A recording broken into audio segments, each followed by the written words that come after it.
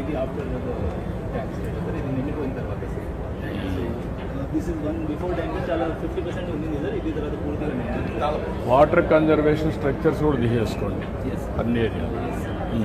So sir ఇది sir ఇప్పుడు status sir, ఇది this is month of May sir. ఇప్పుడు చాలా వరకు మనం రికవర్ చేయగలం సార్. ఇది సార్ మనం చూస్తే sir actually September it was 13.3 meter sir. October 25కి సార్ 1 మంత్ 3.4 మీటర్ రైజ్ అయింది సార్ వాటర్ లెవెల్. అప్పుడు జనరల్గా 1 మంత్లో 1.1 మీటర్ ఇంత పెరుగుతుంది. We could raise it by 3.4 sir. ఇది ఆల్మోస్ట్ 1 మంత్లో చేసిన వర్షాలు కాబట్టి ముందు బాగా కష్టంగా ఉంది. ప్రిపేర్గా ఉన్నాం సార్. సో ఈ మొంతా సైక్లోన్ ఎఫెక్ట్ మాకు బాగా పనిచేసింది. లో ప్రెషర్ ఏరియాని కూడా బాగా వినియోగించుకోలేదు sir. Came like opportunity for us sir. ఈ ట్యాంక్ స్టేటస్ సార్ 3089 పూర్తిగా ఉన్నాయి సార్. 609 సార్ 100% ఉన్నాయి sir. And 461 75% above. So almost 1000 tanks are having lot of water sir. 33% there sir. And then ఇంకా ఈ 1400 ట్యాంక్స్ అబౌవ్ 50% ఉన్నాయి సార్. చెరువులే ఇది ఇప్పుడు next మన ఫోకస్ ఇది. దీంట్లో ఒక 30 ట్యాంక్స్ మనం హెచ్ఎన్ఎస్లో ఫిల్ చేస్తాం. నిమ్మపల్లి ఎన్ని వస్తాయి చూడాలి. With the guidance sir, we want to make an initiative sir, just like Invest Annamaya sir. So just like we are promoting Andhra as a brand sir, దీనిలో సార్ మేము Invest Annamaya ఒక బ్రాండ్గా promote చేస్తాము. We will also sir, if you permit sir, we would like to come up with a Aspire sir. That's a Annamaya startup policy sir. That is in furtherance of Andhra Pradesh investment and startup policy. It's a district specific policy. Okay, no problem. 4 sectors మీద focus చేస్తాం sir. So we will have these 4 sectors which is the strength of the district sir. Horticulture and food processing, metallurgy and advanced mineral technologies. తర్వాత this like we have this Horsley Hills sir. So అక్కడ work plus vacation ఆ కాన్సెప్ట్ని కొంచెం promote చేసి అక్కడ private వాళ్ళు వచ్చి కొన్ని సర్వీస్ అపార్ట్మెంట్స్ కడితే బెంగళూరు నుంచి చాలా మంది వచ్చేసి అక్కడ 7 డేస్కి ఉండి అక్కడ work from home or work from vacation ఆ కాన్సెప్ట్లో morning we can organise some nature walks, మధ్యాహ్నం దగ్గర పని చేసుకోవచ్చు, evening again they can have some retreat. So ఒక 7-10 డేస్కి బ్యాచ్ని ఐటీ ఇండస్ట్రీ వాళ్ళు అక్కడ కొంచెం హార్స్లీ హిల్స్లో ఇతను వస్తా అన్నాడు ఓబెరాయ్ వాళ్ళు sir Ramdev.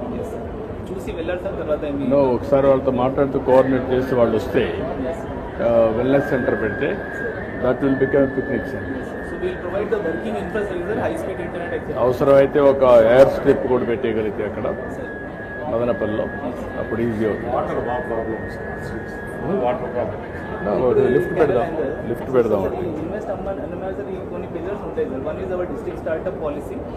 Then sir investment summit ఒకటి ఆర్గనైజ్ చేస్తాం, focusing on renewable energy, hospitality, tourism, food sir. Then డిస్ట్రిక్ట్లో ఉన్న అన్ని మ్యాన్ పవర్ని sir like will make interview video also. So that industries కూడా పెట్టుకోండి. ఏ ఇండస్ట్రీస్ రాగలుగుతాయి కూడా పెట్టుకోండి. స్పెసిఫిక్ సమ్మిట్ ఎనర్జీ ఒకటి ఉంటుంది, హాస్పిటాలిటీ, టూరిజం ఉంటుంది, ఫుడ్ ప్రాసెసింగ్ ఉంటుంది, సమ్ మోర్ ఇండస్ట్రీస్ కూడా. So like land bank already మేము తయారు చేసాం సార్. ఏపీఐసీకి హ్యాండ్ ఓవర్ చేసిన almost 960 acres land ready available sir. 600 plots in APIIC parks are already available sir. Okay. So land bank కూడా ఆన్ రిక్వెస్ట్ గైడెడ్ టూర్ ఇస్తాము. Will have this hand holding officer for sir. Like for land ఏదైనా ఉంటే కూడా తీసుకుంటే మనకు అది కూడా ఉపయోగపడుతుంది. We can promote. Like about 10 crore ఉంటే collector has to hand hold. 5 crore to 10 crore ఉంటే joint collector will hand hold that project sir. Every 72 hours ఒక రివ్యూ చేసి అది మా పాలసీలో ఇన్కార్పొరేట్ చేస్తాం. Okay, that's good. This also is like these are the advantages sir. This is what we are promoting sir. Vacation type or some remote working but in a natural surrounding. So this can become an attractive destination. Bangalore నుంచి 158 kilometers ఉంది sir. Yeah. This can be facilities immediate గా setup చేస్తే sir it can attract lot of IT industries or professionals. కొంచెం మనకు విశ్లేషణ చాలా కొంచెం coordinate చేసుకోండి పెడతారు ఆర్టీజీఎస్తో. yes sir. So I take support from tourism also sir. వాళ్ళు కొంచెం అలా గైడ్ చేస్తారు. So this is the Aspire sir. Annamaya Startup Promotion Innovation and Regional Entrepreneurship sir. This will be our district policy framework. So like for example SLA ఉంటుంది sir. Like Andhra policy says single window portal of industries 7 days లో fire NOC ఇవ్వాలి. Even 3 days లో ఇస్తాం. That is our district going one step in advance to state policy so that we attract more. Yeah, that's good. So like different category divide చేస్తే divisional officers 2 crore ఉంటే వాడు or 2 to 10 crore ఇది మార్చాలి sir. About 10 crore district collector is the concerned hand holding officer sir. Every 7 మీకు ఇంకొకటి కూడా పెట్టాం, కాన్స్టిట్యున్సీకి ఒక ఆఫీసర్ని పెట్టాం, నోడల్ ఆఫీసర్, వాళ్ళు కూడా ఇన్వాల్వ్. Yes. మీకు అప్పుడు ఈజీ అవుతుంది. So every sir, like basically all district officers will train into hand holding industry, sir. Communication skills చేయండి, కానీ ఆ కాన్స్టిట్యున్సీ కూడా ఎమ్మెల్యే కూడా పెట్టి వాళ్ళిద్దరిని పెట్టి పొలిటికల్ Yes. ప్లస్ బ్యూరోక్రటిక్ ఇద్దరిని కూడా చేయమని చెప్పి. Yes, yes. So we'll organize the annual investment summit, sir, which focuses on district strength. Within sir, this is we want to bring the Annamaya policy, sir. That's good. మీరు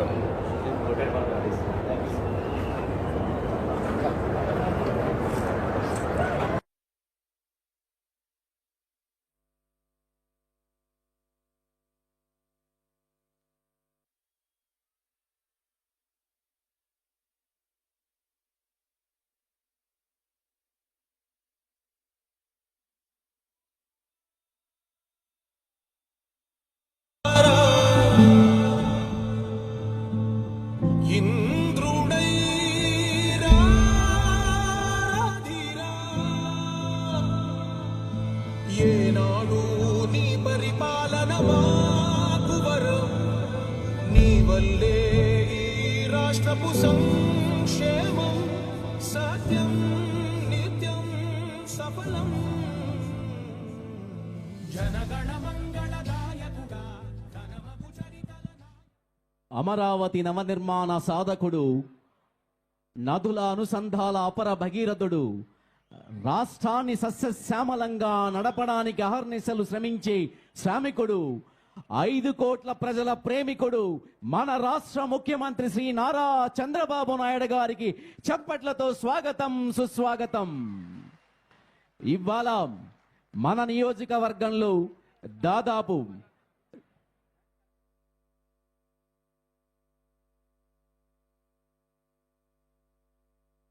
ఇవాళ మన నియోజకవర్గంలో 17,093 మందికి ఇండ్లను శాంక్షన్ చేయడం జరిగింది. అదేవిధంగా మన అన్నమయ్య జిల్లాలో దాదాపు 67,083 మందికి ఇండ్లను కేటాయించడం జరిగింది. రాష్ట్ర వ్యాప్తంగా 18,61,772 మందికి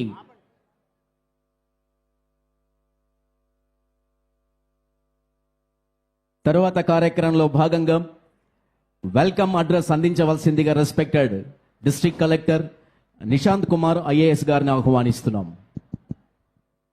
అందరికీ నమస్కారం.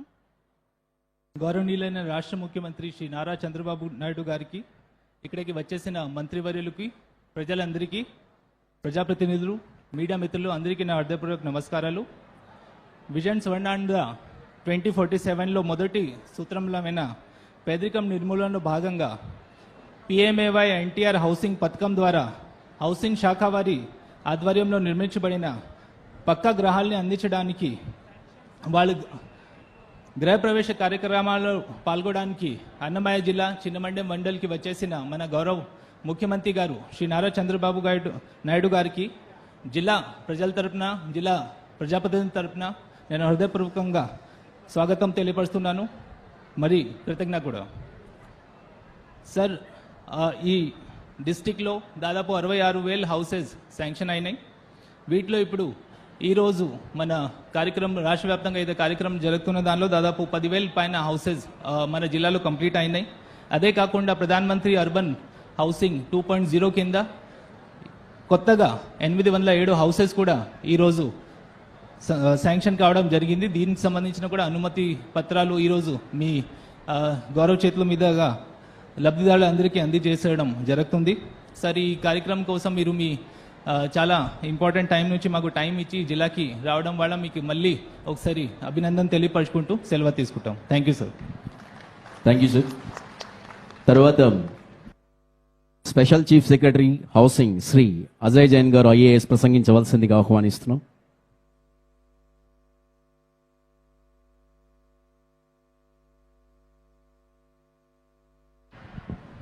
సభకి నమస్కారం.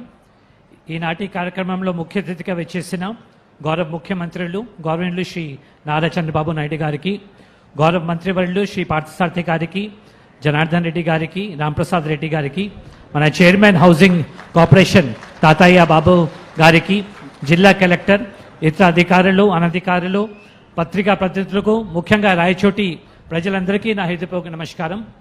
చాలా సంతోషంగా ఉంది. ఈరోజు ఒకరోజు కార్తీక్ మాసం, ఈరోజు చాలా శుభదినము, బుధవారం రోజు మనం మామూలుగా బుధవారం రోజు గణేష్ జీకి పూజ చేస్తాము. ఈ మంచి రోజులో ఒక్క రోజులో 3 లక్షల గృహ ప్రవేశాలు గవర్నమెంట్ ముఖ్యమంత్రి గారు చేతి మీదుగా రాష్ట్ర వ్యాప్తంగా జరుగుతూ ఉంది. చాలా సంతోషం. నిజంగా చెప్పాలి అంటే గవర్నమెంట్ ముఖ్యమంత్రి గారికి ధన్యవాదిస్తున్నాను. ఆయన ఎంత బిజీగా ఉన్నారు అంటే మీ అందరికీ తెలుసు, విశాఖపట్నంలో రేపటి నుంచి పార్ట్నర్షిప్ సమ్మిట్ ఉంది. పెద్ద పెద్ద కంట్రీస్, ఆల్మోస్ట్ 40 కంట్రీస్ పైన అంబాసిడర్స్ వస్తున్నారు, పెద్ద పెద్ద ఇండస్ట్రీస్ వస్తున్నారు, యూనియన్ మినిస్టర్ వస్తున్నారు. కానీ ముఖ్యమంత్రి గారు మనకు ఏం ఆదేశం ఇచ్చారంటే వాళ్ళకి కలిసి ముందు నేను మా పేదవాళ్ళకి ఎవరైతేకి ఇల్లు లేదు వాళ్ళకి ముందు ఈ ప్రోగ్రాం చేసిన తర్వాతే అక్కడికి వెళ్తాము. కాబట్టి ఈరోజు ఈ ప్రోగ్రాం ఇక్కడ ఏర్పాటు చేయడం జరిగింది. అది కూడా కార్తీక మాసంలో చాలా మంచి రోజు ఇది. ముఖ్యంగా అయితే మనం ఆనరబుల్ ప్రైమ్ మినిస్టర్ గారికి కూడా ధన్యవాదాలు ఇవ్వాలి, మోదీ గారికి. ఎందుకంటే మన రాష్ట్రంకి ఎక్కువ హౌసెస్ కూడా ఆయనే శాంక్షన్ ఇచ్చారు. ప్రధానమంత్రి ఆవాస్ యోజన కింద 2014లో స్టార్ట్ అయ్యి ఇప్పుడు వరకు చాలా శాంక్షన్ మన రాష్ట్రంకి అదనంగా ఇవ్వడం జరిగింది. తర్వాత గవర్నమెంట్లో ముఖ్యమంత్రి గారు ఈ కుటుంబీ ప్రభుత్వం వచ్చిన తర్వాత చాలా హౌసెస్ అప్పుడు మధ్యలో నిలిచిపోయినాయి. అప్పుడు ముఖ్యమంత్రి గారి దృష్టికి వెళ్తే ఎందుకు వాళ్ళు కట్టలేకపోతున్నారంటే సార్ డబ్బు మనకు చాలడం లేదు. ఎందుకంటే మన అందరికీ తెలుసు లాస్ట్ 5 ఇయర్స్లో 19 to 24లో కేంద్ర ప్రభుత్వం 1,50,000 ఒక ఇంటికి ఇచ్చింది.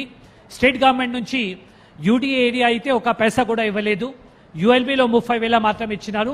కాబట్టి యూనిట్ కాస్ట్ సరిపోవట్లేదు, కాబట్టి చాలా మంది కట్టుకోలేకపోతున్నారంటే వెంటనే ముఖ్యమంత్రి గారు కేబినెట్లో పెట్టి ఎస్సీస్కి బీసీస్కి 50,000 అదనంగా, ఎస్టీస్కి అయితే 75,000 అదనంగా, ప్రిమిటివ్ ట్రైబల్ గ్రూప్స్ అయితే 1 లక్ష అదనంగా 6 లక్షల మందికి 3,000 కోట్ల రూపాయలు శాంక్షన్ చేస్తే ఈరోజు మనం 3 లక్షల హౌసెస్ దీంట్లో కంప్లీట్ చేయగలిగాము. కాబట్టి ఆనరబుల్ సీఎం గారికి మీ అందరి తరఫు నుంచి కూడా డిపార్ట్మెంట్ తరఫు నుంచి ధన్యవాదిస్తున్నాము. అదేవిధంగా ఇప్పుడు PMEY 2.0 ప్రోగ్రామ్ కూడా స్టార్ట్ అయింది. దీంట్లో కూడా ఇంతకుముందు స్టేట్ గవర్నమెంట్ షేర్ లేదు, ఇప్పుడు గవర్నమెంట్ ముఖ్యమంత్రి గారు దీనికి 1 లక్షకి పెంచారు. అది యూనిట్ కాస్ట్ కూడా ఇప్పుడు 2.5 2.5 లక్ష అయింది. అదేవిధంగా సో మా కోరిక ఒకటి ఉంది, ఎవరైతే అర్హత ఉన్న వాళ్ళు ఉన్నారు ప్రతి ఒక్కరు కూడా ఇప్పుడు రిజిస్ట్రేషన్ మన డిపార్ట్మెంట్ నుంచి చేస్తున్నాము. PMEY అర్బన్లో కానీ గ్రామీణలో కానీ దయచేసి మీరు అప్లై చేయండి. ముఖ్యమంత్రి గారు ఆదేశం ఇచ్చినారు మార్చి లోపల ప్రతి ఒక్కరికి కూడా ఇల్లు శాంక్షన్ చేసి నెక్స్ట్ 1 ఇయర్లో నెక్స్ట్ 2 ఇయర్స్లో 29 లోపల ప్రతి ఒక్క పేదవాళ్ళకి కూడా ఇల్లు ఉండాలి అనేది.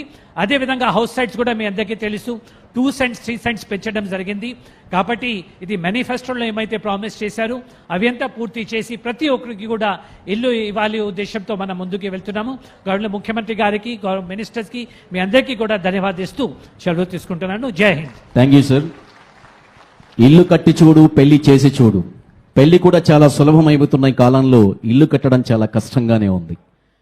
సో అటువంటి ఇంటి నిర్మాణానికి అన్ని విధాలా సహకరించి ప్రోత్సహిస్తున్నటువంటి హౌసింగ్ మినిస్టర్ శ్రీ కొలుసు పార్థసారథి గారు ప్రసంగించవలసిందిగా సవినయంగా తెలియజేసుకుంటున్నాం. సభకి నమస్కారం. ఈరోజు గృహ నిర్మాణ శాఖ తరపున 3 లక్షల ఇల్లును పూర్తి చేసిన సందర్భంగా ఇల్లు ప్రారంభోత్సవానికి, అదే రాబోయే సంవత్సరాలకి ఈ రాష్ట్రంలో కొత్త ఇళ్ల నిర్మాణానికి శాంక్షన్ లెటర్స్ ఇవ్వడానికి వచ్చిన మన ప్రీతమ ముఖ్యమంత్రి, అభివృద్ధి ప్రదాత, ఈ రాష్ట్రాన్ని పూర్తిగా విధ్వంసం చేస్తే గత ప్రభుత్వం దాన్ని అహర్నిశలు రాత్రింబవళ్లు కూడా కష్టపడి మన ప్రీతమ ముఖ్యమంత్రి చంద్రబాబు నాయుడు గారు, లోకేష్ గారు కష్టపడి దాన్ని పట్టాలెక్కించడానికి ప్రయత్నం చేస్తున్న మన ప్రీతమ ముఖ్యమంత్రి చంద్రబాబు నాయుడు గారికి, నా సహచర మంత్రులు సోదరులు జనార్దన్ రెడ్డి గారికి, రాంప్రసాద్ రెడ్డి గారికి, మా చైర్మన్ తాతే బాబు గారికి, అదేవిధంగా అధికారులకు, ఉన్నతాధికారులకు, కలెక్టర్లకు అందరికీ నా హృదయపూర్వక నమస్కారాలు. ఇది మాటల ప్రభుత్వం కాదు, ఇది చేతల ప్రభుత్వం. ఎందుకంటున్నానంటే గత వైఎస్ఆర్ కాంగ్రెస్ పార్టీ ప్రభుత్వం 5 సంవత్సరాల కాలంలో కేవలం 5.5-6 లక్షల ఇల్లు పూర్తి చేస్తే చంద్రబాబు నాయుడు గారు ముఖ్యమంత్రి అయిన తర్వాత ఈ 16-17 నెలల్లోనే 3,192 ఇళ్లు పూర్తి చేశామని చెప్పేసి సగర్వంగా నేను మీ అందరికీ కూడా నేను మనవి చేస్తా ఉన్నా. నేను అంతేకాదు 5 సంవత్సరాల్లో వాళ్ళు 5.5-6 లక్షలు పూర్తి చేస్తే ఈ 3 లక్షలకు అదనంగా మరో 6-7 నెలల్లో మరో 5 లక్షల ఇల్లు పూర్తి చేస్తానికి ఈ గృహ నిర్మాణ శాఖ చర్యలు తీసుకుందని చెప్పేసి మీ అందరికీ సెవెన్గా మనం చేస్తాను. అంటే కేవలం 2 సంవత్సరాల కాలంలో 8 లక్షల ఇల్లు పూర్తి చేసిన ఘనత చంద్రబాబు నాయుడు గారి ప్రభుత్వం అని చెప్పేసి కూడా మీ అందరికీ సెవెన్గా మనం చేస్తామన్నా నేను. అంతేకాదు ఒకసారి ఆలోచన చేయాలి. గత ప్రభుత్వం పేదల ప్రభుత్వం, పేదల కోసమే నేను పుట్టింది పార్టీ అని చెప్పుకున్న ప్రభుత్వం ₹1 కూడా ప్రభుత్వ నిధుల నుంచి, రాష్ట్ర ప్రభుత్వ నిధుల నుంచి ఇవ్వకోకుండా ఇళ్ల నిర్మాణం పూర్తి చేసిందని చెప్పేసి మీ అందరికీ మనం చేస్తాను. అంతేకాకుండా నా ఎస్సీ, నా ఎస్టీ, నా బీసీ అని చెప్పుకున్న జగన్మోహన్ రెడ్డి గారు, వైఎస్ఆర్ కాంగ్రెస్ పార్టీ అంతకుముందు 2014, 2019లో ఎస్సీలకి, ఎస్టీలకి 50,000, 75,000 రూపాయలు ఇస్తే దాన్ని కూడా నిర్దాక్షిణ్యంగా రద్దు చేసింది గత వైఎస్ఆర్ కాంగ్రెస్ పార్టీ అని చెప్పేసి కూడా మీ అందరికీ సెవెనింగ్ మనం చేస్తామని నేను. మరి మన ముఖ్యమంత్రి గారు పదవి స్వీకారం చేయగానే గృహ నిర్మాణ శాఖ రివ్యూ మీటింగ్ లో ఒకటే చెప్పారు, పార్థసారథి ఈ 5 సంవత్సరాల కాలంలో 2009కి మళ్ళీ మనం ఎన్నికలకు వెళ్లే లోపల ఏ అర్హత ఉన్న పేదవాడికి కూడా నాకు ఇల్లు లేదు అని అనకూడదు, ఆ విధంగా మీరు కార్యాచరణ రూపొందించండి అని చెప్పేసి మా అందరికీ కూడా తెలియజేశారని చెప్పేసి మీకు మనం చేస్తామని. మరొక రివ్యూ మీటింగ్ లో మన చీఫ్ సెక్రటరీ గారు, నేను, మా శాఖ అధికారులు అందరూ కూడా వెళ్ళి ఇన్ని ఇల్లు ఇంకా నిర్మాణంలో సగంలో ఉన్నాయి సార్ అంటే ఎందుకు ఇంత ఆలస్యం అవుతుందని చెప్పేసి అడిగారు. సార్ మరి ఇప్పుడు మిగిలిపోయిన వాళ్ళందరూ కూడా ఎస్సీలు, బీసీలు, ఎస్టీలు, మనం ఎస్సీలకి, ఎస్టీలకి ఇచ్చాము, బీసీలకి ఇవ్వలేదంటే వెంటనే బీసీలకి, ఎస్సీలకి 50,000, ఎస్టీలకి 75,000, టీజీలకు మరి ₹1,00,000 అదనంగా శాంక్షన్ చేసిన ఘనత కూడా చంద్రబాబు నాయుడు గారిదని చెప్పేసి మీ అందరికీ సెవెనింగ్గా మనం చేస్తామని. ఈ రోజు చెప్తుంది గత ప్రభుత్వం మేమే సంక్షేమానికి పుట్టినిల్లు, మేమే సంక్షేమం చేశామని చెప్పేసి చాలా గొప్పగా చెప్పుకుంటున్నా మీరందరూ కూడా ఆలోచించాలని చెప్పేసి మనం చేస్తామని. వారు మొట్టమొదటి సంవత్సరంలో పెన్షన్స్ కేవలం ₹2,250 ఇస్తే మన ప్రభుత్వం ₹4,000 ఇచ్చిందని చెప్పేసి మనం చేస్తాను. అంటే మొట్టమొదటి సంవత్సరంలోనే ఆ ప్రభుత్వం కంటే దాదాపు ₹20,000 పెన్షన్ రూపంలో అదనంగా ఇచ్చామని చెప్పేసి కూడా మీ అందరికీ సెవెన్గా మనం చేస్తాం. అదేవిధంగా అమ్మఒడి ఆ రోజు ఇంటింటికి తిరిగి పాదయాత్రలో చెప్పారు, మీ ఇంట్లో ఎంతమంది చదువుకుంటే అంతమందికి అమ్మఒడి ఇస్తానని చెప్పేసి. కానీ అధికారంలోకి వచ్చినాక ఒక్కరికి ఇచ్చిన విషయం మీరు జ్ఞాపకం చేసుకోండి అని చెప్పేసి మనం చేస్తాం. ఈ రోజు మరి చంద్రబాబు నాయుడు గారు ఏదైతే తల్లికి వందనం ఇస్తా అన్నారో, రాష్ట్రంలో ఎంతమంది పిల్లలు చదువుకుంటే అంతమంది పిల్లలకి ఇచ్చిన ఘనత కూడా ఈ ప్రభుత్వం ఉందని చెప్పేసి మీ అందరికీ సెవెన్గా మనం చేస్తాను. ఇందాక ఒక ముస్లిం మైనారిటీ సోదరిని మాట్లాడాను నేను, ఎంతమంది పిల్లలమ్మంటే 4 పిల్లలు అన్నారు, మీ పిల్లలకి తల్లికి వందనం వస్తుందంటే మా 4 పిల్లలకి వస్తుందని సగర్వంగా చెప్పిందని చెప్పేసి మీ అందరికీ సెవెన్గా మనం చేస్తాం. నేను ఈ రోజు మనం పెన్షన్ 4,000 ఇస్తున్నాం. రాష్ట్ర ఆర్థిక పరిస్థితి చాలా ఘోరంగా ఉన్నా కూడా, గత ప్రభుత్వం చేసిన అప్పుల మూలంగా ఈ రాష్ట్రం అప్పుల ఊబిలో కూరుకుపోయినా కూడా పక్క రాష్ట్రం తెలంగాణ కేవలం 2,000 ఇస్తుంది, కర్ణాటక కేవలం 600 ఇస్తుంది. కానీ మన ప్రభుత్వం మాత్రం 4,000 ఇస్తున్న విషయం కూడా మీరందరూ గుర్తించాలని చెప్పేసి మనం చేస్తాను. ఈ రోజు పేపర్లో చూస్తా ఉన్నాం, రైతులకి మేమే ఏదో చేశామని చెప్పేసి. మీరు రైతులకి ధాన్యం తోలితే డబ్బులు ఎగ్గొట్టిన ప్రభుత్వం ఈ రోజు ఈ ప్రభుత్వం రైతులకి అన్నదాత సుఖీభావ్ కింద 20,000 ఇస్తున్నామని చెప్పేసి మనం చేస్తాం. అంతేకాదు కేంద్ర ప్రభుత్వ నిబంధనల ప్రకారం కౌలు రైతులకు ఇచ్చే అవకాశం లేకపోతే ఆ కౌలు రైతులది కూడా నాదే బాధ్యత అని చెప్పేసి దాదాపు కొన్ని లక్షల మంది కౌలు రైతులకి ఆ 6,000 కేంద్ర ప్రభుత్వం ఇవ్వాల్సిన వాటా కూడా భరిస్తున్న ప్రభుత్వం చంద్రబాబు నాయుడు గారి ప్రభుత్వం అని చెప్పేసి మీ అందరికీ సెవెన్గా మనం చేస్తున్నాం. సంక్షేమంలో కానీ అభివృద్ధిలో కానీ ఈ ప్రభుత్వానికి ఏది కూడా సాటి రాదు. చంద్రబాబు నాయుడు గారి కాళ్ళగోటికి కూడా సరిపోదని చెప్పేసి మీ అందరికీ ఈ సందర్భంగా తెలియజేస్తా ఉన్నాను. చంద్రబాబు నాయుడు గారి లక్ష్యం ఒక్కటే, కేవలం సంక్షేమ కార్యక్రమాల మీద నా ప్రజలు, నా భవిష్యత్తు తరాలు ఆధారపడకూడదు. నా పిల్లలకి, నా భావి తరాల వారికి ఉద్యోగ అవకాశాలు కల్పించి వాళ్ళ కాళ్ళ మీద వాళ్ళు నిలబడేట్లు చేస్తే ఆ కుటుంబాలు బీసీలు కానివ్వండి, ఎస్సీలు కానివ్వండి, మైనార్టీలు కానివ్వండి, ఎస్టీలు కానివ్వండి, వాళ్ళ కుటుంబాలకి సమాజంలో గౌరవం పెరుగుతుందనే ఉద్దేశంతో ఈ 5 సంవత్సరాల కాలంలో మరి 20 లక్షల ఉద్యోగాలు కల్పించాలని చెప్పేసి ఆలోచనతో ఈ రోజు ఒక దీక్ష చేస్తున్నారు మన ప్రీతమ యువనేత లోకేష్ గారు, మన ప్రీతమ ముఖ్యమంత్రి చంద్రబాబు నాయుడు గారు అని చెప్పేసి మీకు మనవి చేస్తాను. ఈ రోజు మనం సాక్షిలో చూస్తా ఉన్నాం, మేమే తీసుకొచ్చామని చెప్పేసి వారు సమాధానం చెప్పాలి. కడప జిల్లాకైనా సరే, కడప జిల్లాలో స్టీల్ ప్లాంట్ కి 2 సార్లు శంకుస్థాపన చేసిన ఆనాటి ప్రభుత్వం కనీసం ఒక్క అరెకరం కూడా ఆ ఫ్యాక్టరీకి అందించలేకపోయిందంటే ఆ ప్రభుత్వ అధినేత యొక్క చిత్తశుద్ధి ఏమిటో మీరందరూ కూడా కడప వాసులుగా, మరి అన్నమయ్య జిల్లా వాసులుగా వైఎస్ఆర్సీపీ వాళ్ళని ప్రశ్నించాలని చెప్పేసి మీకు అందరికీ మనవి చేస్తా ఉన్నాను. మరి మన ప్రీతం ముఖ్యమంత్రి గారు ఆ స్టీల్ ప్లాంట్ కి ల్యాండ్ ఎలకేషన్ చేస్తమే కాకుండా నిర్మాణ పనులు కూడా ప్రారంభమైనాయి. గండికోట రిజర్వాయర్ ఒక టూరిజం స్పాట్ గా ఉందని తెలిసిన జగన్మోహన్ రెడ్డి గారు కనీసం ఒక బాత్రూమ్ గానీ, ఒక టాయిలెట్ గానీ కట్టించలేని విషయం మీ అందరికీ తెలుసు. ఈ రోజు దాని ఒక పెద్ద టూరిజం సెంటర్ గా చేస్తే ఈ ప్రాంత వాసులకి మరి ఉద్యోగ అవకాశాలు లభిస్తున్న ఉద్దేశంతో కొన్ని కోట్ల రూపాయల్ని కేటాయించిన విషయం కూడా మీ అందరి దృష్టికి తీసుకొస్తానని చెప్పేసి మనం చేస్తాం. మరి ఈ రోజు దాదాపు 9 లక్షల కోట్ల రూపాయలు పెట్టుబడులు తీసుకొచ్చి 7,28,000 ఉద్యోగాలు అవకాశాలు కల్పించిన ఘనత కూడా మరి మన ప్రీతం ముఖ్యమంత్రి చంద్రబాబు నాయుడు గారిదని చెప్పేసి మీ అందరికీ శివనిగా మనం చేస్తాను. మీరందరూ కూడా ఆలోచన చేయాలి. ఏదో పరిపాలన అంటే కేవలం 175 ఎమ్మెల్యేలు, 25 ఎంపీలు, ఒక ముఖ్యమంత్రి, ఒక మన ఉప ముఖ్యమంత్రి అనేది కాదు. ఇది 5 కోట్ల మంది ప్రజల జీవితాలకు సంబంధించిన రాజకీయం, పరిపాలన. మన భవిష్యత్ అంతా కూడా ఎవరైతే ముఖ్యమంత్రిగా ఉంటారో, ఏ పార్టీ అయితే అధికారంలో ఉంటుందో ఆ పార్టీ, ఆ ముఖ్యమంత్రి యొక్క ఆలోచన బట్టి మన భవిష్యత్తు ఉంటుందనే విషయాన్ని మీరు గుర్తించాలని చెప్పేసి మీ అందరికీ శవనీయంగా మనవి చేస్తూ, మరి చక్కటి కార్యక్రమం ఏర్పాటు చేసిన మన సోదరుడు రాంప్రసాద్ రెడ్డి గారికి, ఇన్ఛార్జ్ మంత్రి మన బీసీ జనార్దన్ రెడ్డి గారికి, మరి మన తెలుగుదేశం కూటమి పార్టీల నాయకులకు, కార్యకర్తలకు ధన్యవాదాలు తెలియజేస్తూ సెలవు తీసుకుంటున్నాను. Thank you sir. Respected honourable youth and sports transport minister Shri Mandipalli Ramprasad Reddy గారు ప్రసంగించవలసిందిగా ఆహ్వానిస్తున్నాను. సభకు నమస్కారం. వేదిక పైనున్న పెద్దలు, తండ్రి సమానులు, నవ్య ఆంధ్రప్రదేశ్ నిర్మాత, పూజ్యులు పెద్దలు, ఆంధ్ర రాష్ట్ర ముఖ్యమంత్రి వర్యులు నారా చంద్రబాబు నాయుడు గారికి రాయచోటి ప్రజానికం తరపున పాదాభివందనాలు చేసుకుంటూ ఈ కార్యక్రమాన్ని ప్రారంభిస్తున్న వేదిక పైన సహచర మంత్రివర్య సభ్యులకు అందరికీ నా యొక్క నమస్కారాలు. సార్, ఈ 16 నెలల్లోనే మా నియోజకవర్గానికి ఎన్నో కార్యక్రమాలు మీ ద్వారా అందిస్తున్నాం సార్. ఒకటి ఉంది సార్, నానుడు అడగనిది అమ్మాయిన అన్నం పెట్టదంటారు.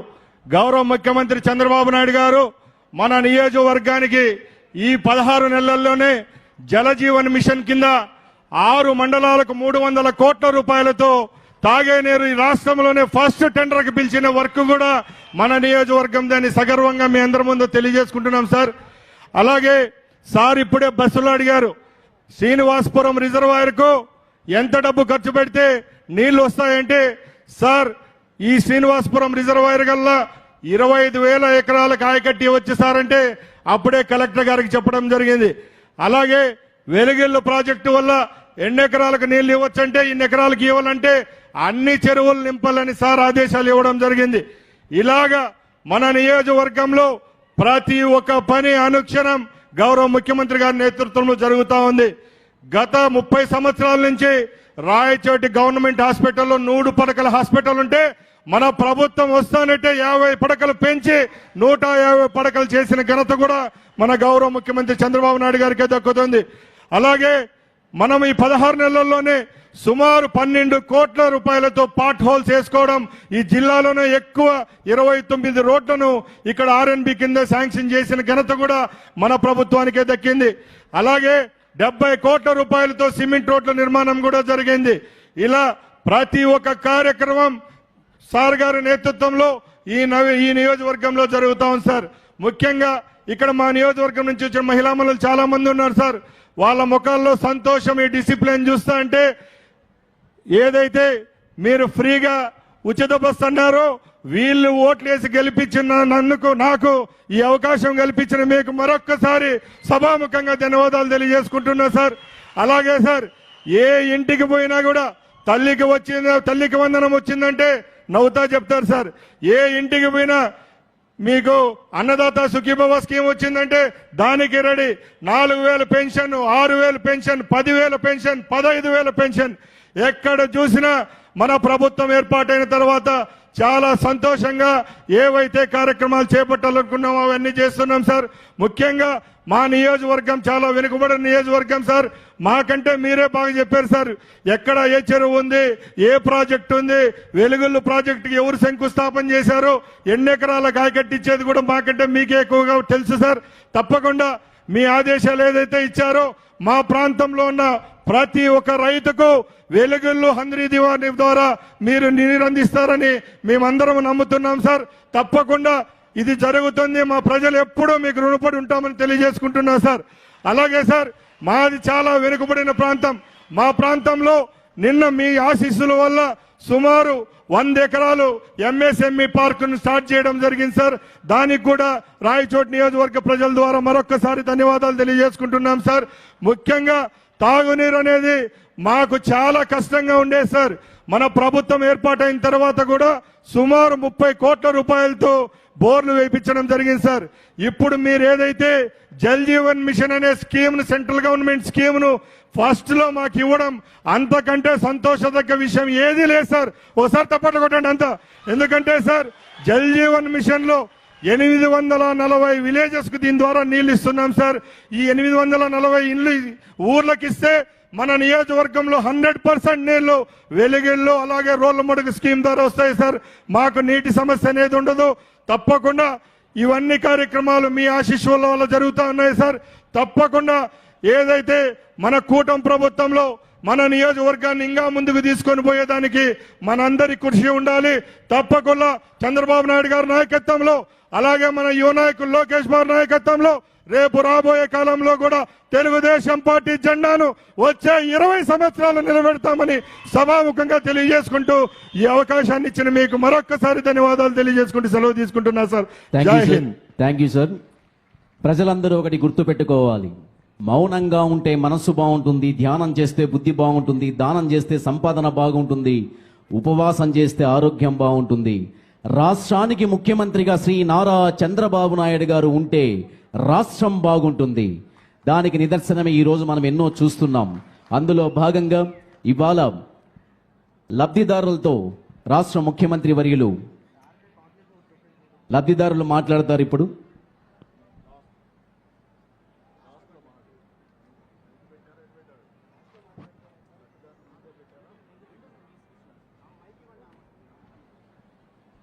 ఇవాళ లబ్ధిదారులు మాట్లాడబోతున్నారు. నిజంగా దాదాపు రాష్ట్ర వ్యాప్తంగా 18,61,772 ఇంటి స్థలాలను మంజూరు చేయడం జరిగింది. ఇవాళ ఈ నియోజకవర్గానికి వస్తే 17,093 ఇంటి స్థలాలు ఇవ్వడం జరిగింది. అట్లాగే జిల్లా వ్యాప్తంగా, అన్నమయ్య జిల్లా వ్యాప్తంగా 67,093 ఇంటి స్థలాలు ఇవ్వడం జరిగింది. లబ్ధి పొందినటువంటి మహిళామూర్తులు ఇవాళ ప్రసంగిస్తున్నారు. వారి యొక్క ఆనందాన్ని తెలియజేస్తారు. सबको सलाम अलैकुम. मेरा नाम मुमताज़ है. मेरे मर्द का नाम है मोहम्मद शरीफ है. मुझे पहले 12 सालों से को घर नहीं है. सार की वजह से मुझे घर आया. 12 सालों से शादी करने से मुझे घर नहीं था. मेरे अब्बा नहीं, मेरे अब्बा को गुजर गए. मेरे अब्बा गुजर जाने को अल्लाह इनको भेजा मुझे घर दे कर को. मैं डागरा ग्रुप में भी हूँ. डागरा ग्रुप में भी लोना ली हूँ. सारा मुझे डागरा ग्रुप को भी 12 7 दिन सारा पूरे डागरा ग्रुप में कितने लोना हिंकी उतने लोना भी लूँ मैं. वो ले को भी घर को डालू मैं. मेरे बच्चे आपको स्कूल में पढ़ लेते हैं.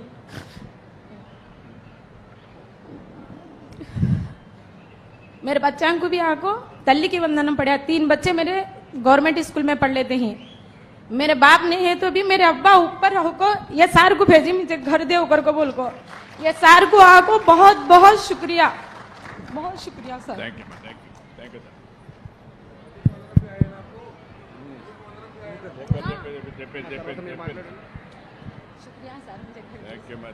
నమస్కారం సార్. నా పేరు అంజనమ్మ. నా భర్త పేరు నాగయ్య. నా భర్త ఆటో తోలుతాడు. నాకు ఒక పిల్లవాడు ఉన్నాడు సార్. గత కొన్ని రోజులుగా ఎంతో కష్టపడుతున్నాం మేము ఇల్లు కట్టుకోవడానికి ఎంతో సంతోషంగా ఉంది మాకు. ఇప్పుడు సార్ మంజూరు చేసిన దానికి మేము నా సొంత కల సార్ ఇల్లు కట్టుకోవడానికి. ఇప్పుడు ఎన్నాళ్ళకు నాకు నెరవేరింది. మీరు మంజూరు చేసిన ఇంట్లో మేము ఉంటున్నాం, ఉండడానికి ప్రయత్నిస్తున్నాం సార్. ఇప్పుడు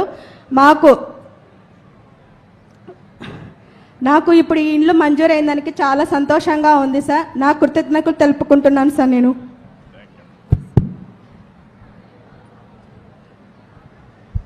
నారా చంద్రబాబు నాయుడు సార్కి, లోకేష్ సార్కి, అట్లే రాంప్రసాద్ సార్కి, మన గ్రామ ప్రజలకి, పెద్దల చిన్నలకు అందరికీ నా నమస్కారం. అలాగే చాలా చాలా ధన్యవాదాలు సార్. మన ఏరియాకు వచ్చి మనకు ప్రతి ఒక్కటి చెప్పగలుగుతున్నాడు, ఏమేమి పరిస్థితులన్నీ చెప్తున్నాడు. చాలా అదృష్టము. మాకు కూడా ఇల్లు లేదు సార్, వేసిన డబ్బులు అది దాంతో కట్టుకోగలిగినాము. మనకు బస్సులు లేవు, ఫ్రీ బస్సులు వచ్చినాయి సార్ వల్ల. ఏ ఊరికి వెళ్ళినా ఫ్రీగానే పోతాము, ఏ గుడికైనా ఫ్రీగానే పోతాము. అలాగే పిల్లోళ్ళకి తల్లికి వందనం పడుతుంది. అలాగే ఇంకా సుఖీ బాబా పడుతుంది, డబ్బులు కూడా పడుతుంది. ఇంకా గ్యాస్ లేదు మనకు, ముఖ్యంగా గ్యాస్ కావాలి. ఏ పని చేయాలన్నా ముప్పుతోనే లేసి పనులకు పోయాలి మనము. గ్యాస్ ఉంటే బెన్నే చేసుకోగలుగుతాను. చాలా చాలా ధన్యవాదాలు. మాకు అసలు అయితే ఇండ్లే లేదు సార్, రావడం మాకు చాలా అదృష్టం సార్. చాలా చాలా ధన్యవాదాలు సార్. కలెక్టర్ సార్కి, మన గ్రామ పెద్ద సినలకి అందరికీ నా పూర్వ ధన్యవాదాలు సార్. సెలవు తీసుకుంటాను సార్. తర్వాత ఇవాళ ప్రజావేదిక ద్వారా దాదాపు ఇక్కడ లబ్ధిదారులకు రెస్పెక్టెడ్ సీఎం సార్ చేతుల మీదుగా ఇంటి తాళాలను అందించే కార్యక్రమం చేస్తారు. మొట్టమొదటిగా అల్తాఫ్ బేగం గారు, చిన్ని గారు, తిరుపతి మల్లక్క, తలారి రమాదేవి, వీరికి మన రాష్ట్ర ముఖ్యమంత్రి వర్యులు శ్రీ నారా చంద్రబాబు నాయుడు గారి చేతుల మీదుగా ఈ గ్రామంలో, ఈ నియోజకవర్గంలో ఇంటికి సంబంధించినటువంటి తాళాలను అందుకుంటున్నారు. నిజంగా చాలా ఇదొక అద్భుత కార్యక్రమం. తర్వాత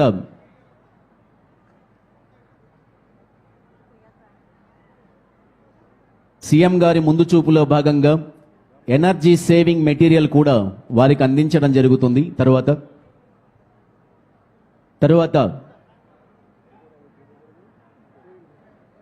తర్వాత మంచినీటి అనిత గారు,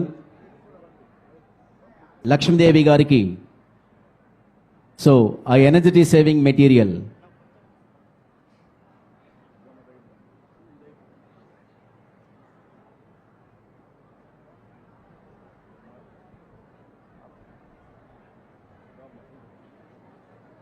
ఏ దేశమేగినా ఎందు కాలడినా పొగడెరాని తల్లి భూమి భారతిని అన్నారు.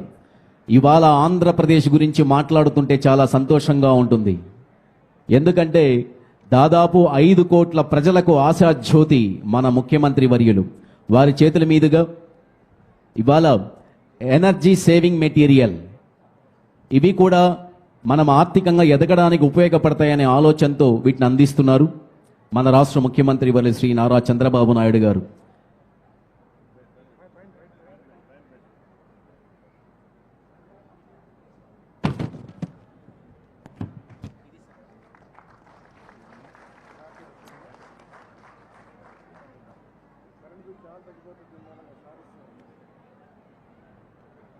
Thank you sir. అట్లాగే ఇవాళ మరికొంతమందికి ఇక్కడ ఇంటి స్థలాలను ఇండ్లు కట్టుకోవడానికి శాంక్షన్ చేయడం జరిగింది. ఇండ్లు నలగరికి యలమందల స్వప్న గారు, షేక్ మొహసిన్ గారు, అమావాస్య దేవి గారు, అడిపిల అనీమా గారు, అంజనమ్మ గారికి మన రాష్ట్ర ముఖ్యమంత్రి వాళ్ళ చేతుల మీదుగా ఎవరికైతే ఇండ్లు శాంక్షన్ అయ్యాయో వారికి అవి అందించడం జరుగుతుంది.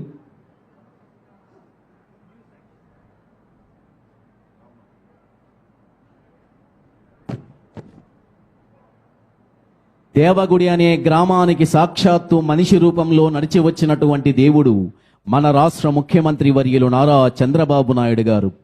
ఎప్పుడో పురాణాల్లో విన్నాం, చదివాం, రాజ్యాలు సాధించినటువంటి రాజ్యాధినేతలు మారువేషంలో వెళ్ళి ప్రజలు ఎలా జీవిస్తున్నారో పరిశీలించేవాళ్ళంట. కానీ ఇవాళ ఈ కలియుగంలో మన మధ్య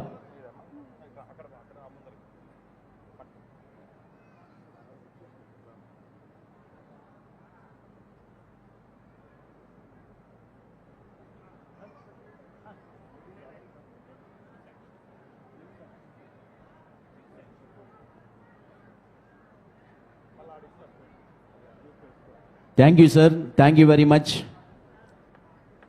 రాష్ట్ర ప్రభుత్వాన్ని అభివృద్ధి పదంలో నడపడానికి అహర్నిశలు శ్రమిస్తున్నటువంటి శ్రామికుడు, 5 కోట్ల ప్రజల పక్షాన నిలబడే ప్రేమికుడు, ఈ దేశంలో, ఈ రాష్ట్రంలో, ఈ ప్రపంచంలో విజనరీ సీఎం అంటే ప్రపంచవ్యాప్తంగా కొనియాడే ఒకే ఒక్క నాయకుడు మన ఆంధ్రప్రదేశ్ రాష్ట్ర ముఖ్యమంత్రి వర్యులు శ్రీ నారా చంద్రబాబు నాయుడు గారు ప్రసంగించవలసిందిగా మీ చప్పట్ల మధ్య, అభిమానం మధ్య, కేరింతల మధ్య, ఉత్సాహం మధ్య గృహప్రవేశం చేసుకుంటున్నారు. ఆ ఆనందంతో వారిని ప్రసంగించవలసిందిగా మనస్ఫూర్తిగా ఆహ్వానిస్తున్నాం. మరొకసారి గట్టిగా చప్పట్లండి అందరూ.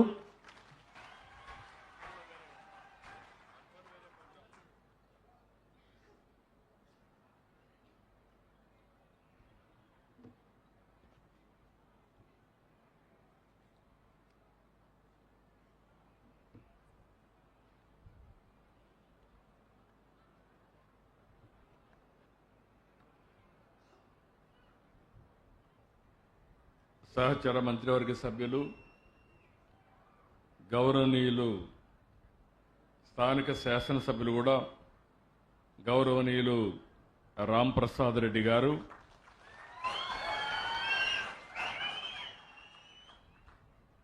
ఈరోజు ఈ కార్యక్రమానికి బాగా కష్టపడి పనిచేసిన వ్యక్తి, సహచర మంత్రివర్గ సభ్యులు, హౌసింగ్ మినిస్టర్ అయినటువంటి పార్థసారథి గారికి,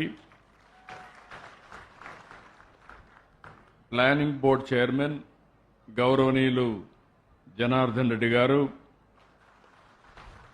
గవర్నమెంట్ విప్ అయినటువంటి అరవల శ్రీధర్ గారు, chairman AP housing board Battula తాతయ్య బాబు గారు,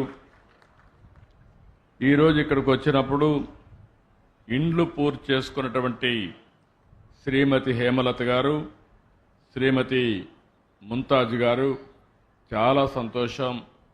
వాళ్ళిద్దరూ ఇండ్లు పూర్తి చేసుకుని ఈరోజు గృహప్రవేశం చేసే ఈ రోజున వాళ్ళని ఆశీర్వదించి వాళ్ళకు అన్ని శుభం కలగాలని మనస్ఫూర్తిగా ఆకాంక్షిస్తున్న వారిద్దరికి కూడా అభినందనలు. వీరే కాకుండా ఈరోజు రాష్ట్రంలో కొత్తగా శాంక్షన్ అయినటువంటి హౌస్ శాంక్షన్ చేశాం. అంజనమ్మ, ఈవిడ కూడా ఈ ఊరే ఎరుకల కులం. ఆ అమ్మాయికి కూడా ఈరోజు ఇల్లు ఇచ్చాం. ఆ అమ్మాయికి కూడా అభినందనలు.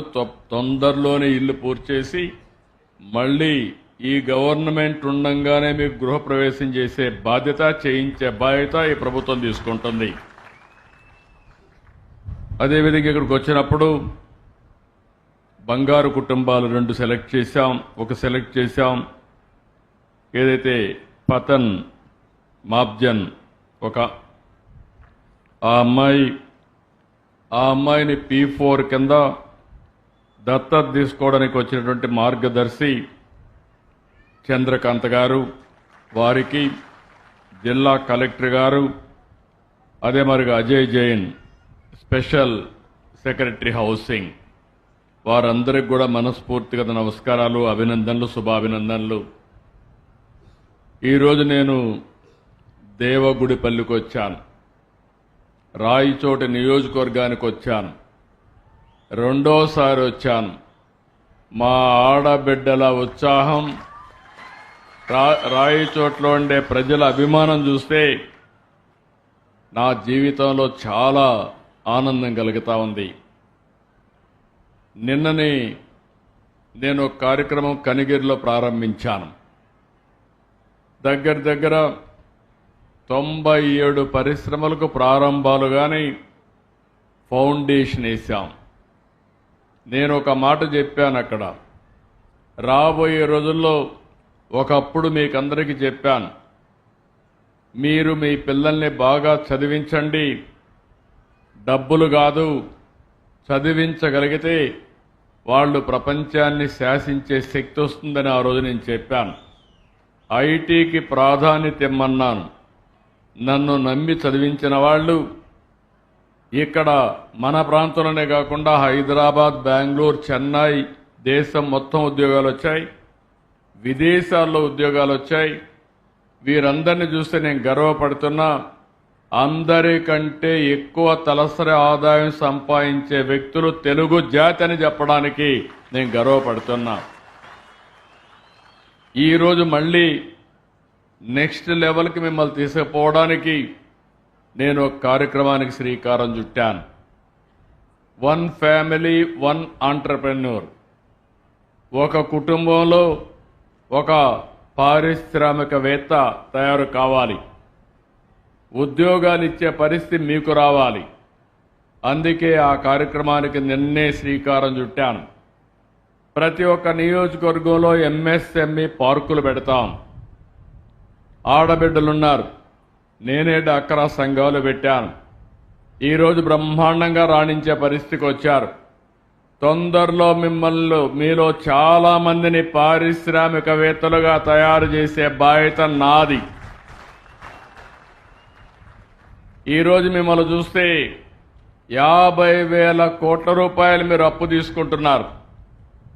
ఒక్క రూపాయి కూడా ఎగ్గొట్టకుండా మళ్ళా తిరిగి పే చేస్తున్నారు.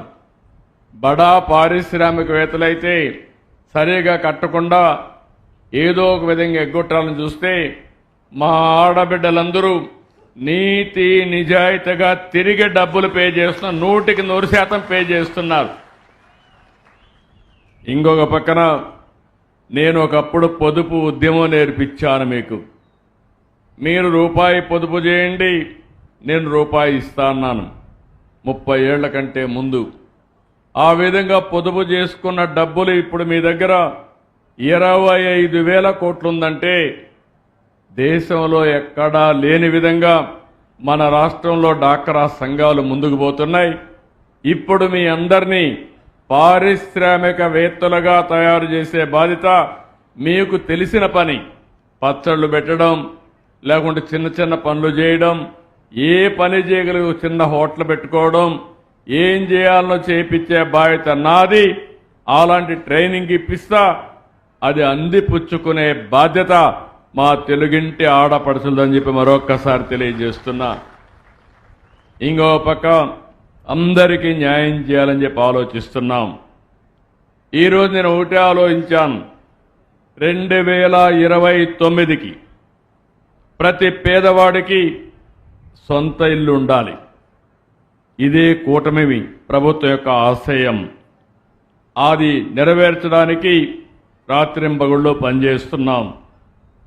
ఇల్లంటే 4 గోడలు కాదు. ఆ విషయం మీరు గుర్తుపెట్టుకోవాలి. ఒక కుటుంబానికి గౌరవం, ఒక కుటుంబానికి సంతోషం, మీ భవిష్యత్తుకు నాంది, ఒక భద్రత, ఒక చిరునామా. మీరెక్కడున్నారంటే వేరే వాళ్ళ ఇంటి పేరు చెప్పాలంటే మీకు నామోషిగా ఉంటుంది. 2029కి ప్రతి ఒక్కరూ మీ సొంత ఇంట్లో మీరుండేట్టుగా చేసే బాధ్యత ఈ ప్రభుత్వాన్ని. అదే నా ఆశయం. ఈ ఇండ్లు కూడా మీరు ఒకసారి గుర్తుపెట్టుకోవాలి. ప్రారంభించింది 1984లో ఎవరు ప్రారంభించారని అడుగుతున్నా. ఎన్టీఆర్ ప్రారంభించాడు, తెలుగుదేశం ప్రారంభించింది. దేశంలో ఎక్కడ కూడా అంతవరకు పక్కా ఇళ్లు నిర్మాణం చేయలేదు. అంతవరకు జరిగింది ఎక్కడికక్కడ మీరు చూస్తే గుడిసెలేసేవాళ్ళు. ఆ గుడిసెలు గాలు ఎగిరిపోయేటివి. మళ్ళా మీ జీవితాలు గాల్లో కలిసిపోయేటివి. అలాంటిది ఎన్టీఆర్ ఆలోచించారు. నా పేదవాళ్లు ఉండవలసింది పూరింట్లో కాదు, వీళ్ళకు పక్కా ఇల్లుండాలని నిర్మాణం చేసిన వ్యక్తి నందమూరి తారక రామారావు గారని చెప్పి నేను మీకు తెలియజేస్తున్నా. అలాంటి ఉదాత్తమైన కార్యక్రమం నేను ఇప్పుడు మీ అందరికీ ఒకటి చెప్తున్నా. ఆ రోజు ఆయన చెప్పింది కూడు గూడు గుడ్డ. ఈ నినాదంతో పుట్టిన పార్టీ తెలుగుదేశం. దాంతోనే ఈరోజు మీ అందరికీ ఒకటి హామీ ఇస్తున్నా. ఆ రోజు ప్రారంభించిన ఉద్యమం ప్రతి ఒక్కరికి సొంత ఇంటి కల 2029కి పూర్తి చేసే బాధ్యత నాది. ఆ తర్వాత మీరు డబ్బులు సంపాదిస్తే మళ్ళా ఇల్లు కొట్టేసి కొత్త ఇల్లు కట్టుకోవచ్చు. అది నిరంతరం చేసే పని. అలాంటి కార్యక్రమానికి మనం ముందుకు పోదాం. 17 నెలలైంది, చాలా ఇబ్బందులున్నాయి. నాకు అడ్మినిస్ట్రేషన్ కొత్త కాదు, 4వసారి ముఖ్యమంత్రి. నేను ఎప్పుడొచ్చినా పరిపాలనలో పట్టుంటుంది, భవిష్యత్తు ఆలోచించుకొని ఒక విజన్తో ముందుకు పోతాం. కానీ ఈసారి మాత్రం నాకు ఇప్పుడు కూడా అంతుపట్టడం లేదు, నాడి దొరకడం లేదు. అంత నాశనం చేసే పరిస్థితికి వచ్చారు. ఆర్థికంగా దివాలా తీశాం, అప్పటికితే ఇవ్వలేని పరిస్థితి తీసుకొచ్చాం. ప్రభుత్వ ఆస్తులు కూడా తాకట్టు పెట్టి అప్పులు తెచ్చే పరిస్థితికి వచ్చారు. కేంద్రం ఇచ్చే స్కీములన్నీ కూడా మన వాటా కట్టకుండా ఆ స్కీములన్నీ కూడా డీఫంక్ట్ అయిపోయినాయి. ఈరోజు మీరు గుర్తుపెట్టుకోవాలి, కేంద్రం వచ్చే డబ్బులతో కొన్ని స్కీములు వాళ్ళు రూపకల్పన చేస్తారు, మనకొచ్చే డబ్బులతో వాళ్ళిచ్చే స్కీములు తీసుకొని మనం అదనంగా చేస్తాం. కానీ కేంద్రం ఇచ్చే డబ్బులు తీసుకోకపోతే నష్టపోయేది పేదవాళ్లే. ఈరోజు నరేగా ఉంది, 100కి 90% కేంద్రం గ్రాంట్గా ఇస్తుంది, 10% మనం ఖర్చు పెట్టాలా. ఆ 10% ఖర్చు పెట్టకపోతే ఎవరికి నష్టమని మిమ్మల్ని అడుగుతున్నా. కొన్ని కార్యక్రమాల్లో నేను ఆ రోజు మీరు చూస్తే డ్రిప్ ఇరిగేషన్, మైక్రో ఇరిగేషన్, ఈ రాయచోటి ప్రాంతంలో ఈరోజు చాలామంది మైక్రో ఇరిగేషన్ పెట్టుకొని దర్జాగా రైతాంగం పైకొచ్చారంటే మీరు గుర్తుపెట్టుకోవాలి. ఆ రోజు నేను చూపించిన చొరవ, రాయలసీమలో రైతాంగానికి 90% సబ్సిడీ ఇచ్చాం, ఎస్సీ ఎస్టీకి అయితే 100% ఇచ్చాం. అలాంటివన్నీ కూడా డబ్బులు ఖర్చు పెట్టకుండా నిలిపేసే పరిస్థితికి వస్తే అక్కడి నుంచి ఒకటి అన్నీ కూడా మళ్ళీ స్ట్రీమ్ లైన్ చేసి ముందుకు పోయే పరిస్థితికి వచ్చాం. ఇక్కడికి వచ్చినప్పుడు మీరు ఒకసారి చూస్తే 17 నెలల్లో డబ్బులు లేకపోయినా అనేక ఇబ్బందులుంటే అన్నీ కూడా నిలదొక్కొని ఈరోజు ఒక్క రోజున 3,192 ఇళ్లు గృహప్రవేశం చేశామంటే అది ఈ ప్రభుత్వం యొక్క పట్టుదల, మీ మీదుండే అభిమానం.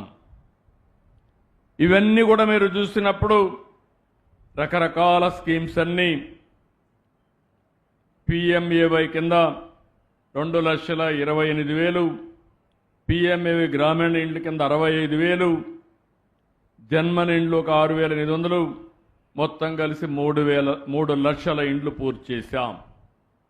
ఈ అన్నమయ్య జిల్లాలో 67,936 ఇండ్లు ఆమోదం పొందాయి. ఇవన్నీ కూడా 10,900 ఇండ్లు ఇప్పుడు పూర్తి చేశాం. ఒక రాయచోట్ల 17,093 ఇళ్లు మంజూరైతే 2,694 ఇళ్లు పూర్తి చేశాం. దేవగుడిపల్లిలో 43 ఇళ్లు నిర్మాణాలు ఉన్నాయి, 18 పూర్తి చేశాం. మిగిలిన అన్ని ఇండ్లు కూడా మళ్ళీ ఉగాది రోజున పూర్తి చేసి మీకు గృహప్రవేశాలు చేపించే బాధ్యత మేము తీసుకుంటాం. ఇంకొక పక్కన నేను ముందే చెప్పాను, 14-19లో దగ్గర 23,40,000 ఇండ్లు శాంక్షన్ చేశాను, 8 లక్షల ఇండ్లు పూర్తి చేశాం. అంటే 43,000 కోట్ల రూపాయలు ఇండ్ల కోసం శాంక్షన్ చేసి 16,000 కోట్ల రూపాయలు ఖర్చు పెట్టే పరిస్థితికి వచ్చాం. వీళ్ళు వచ్చిన తర్వాత పేదవాళ్ల ఇంటిని కూల్చే పరిస్థితికి వచ్చారు. 4,73,000 ఇండ్లు రద్దు చేశారు. ఇంకొక పక్క 2,73,00,000 మంది మామూలుగా పేదవాళ్ళు, వాళ్ళు ఇల్లు కట్టుకున్నారు, డబ్బులు ఇవ్వాలి. ఇవ్వకుండా 900 కోట్లు ఎగ్గొట్టే పరిస్థితికి వచ్చారు. నేను వస్తానే ఒకటి ఆలోచించాను, డబ్బులు లేకపోయినా పర్వాలేదు, పేదవాడికి అండగా ఉండాలి. మీరు ఇల్లు కట్టుకున్న దానికి మీకు తిరిగి ఆ డబ్బులు ఇచ్చే బాధ్యత, 900 కోట్లు కూడా ఇచ్చే బాధ్యత ఈ ప్రభుత్వం అందని మరొక్కసారి హామీ ఇస్తున్నా. పేదవాళ్ల కష్టాలు తెలిసిన ప్రభుత్వం. ఇల్లు కట్టుకొని అప్పు చేసి ఆ అప్పు కూడా ఇవ్వకపోతే, మనం ఇవ్వాల్సిన వాటా ఇవ్వకపోతే ఆ కుటుంబం అప్పుల ఉబిలో చిక్కకపోయి చాలా సమస్యలు ఫేస్ చేసే పరిస్థితి వస్తుంది. ఇంకో పక్క పట్టణ ప్రాంతాల్లో నేను ఆ రోజు ఆలోచించి దగ్గర 7 లక్షల ఇండ్లు శాంక్షన్ చేశాం.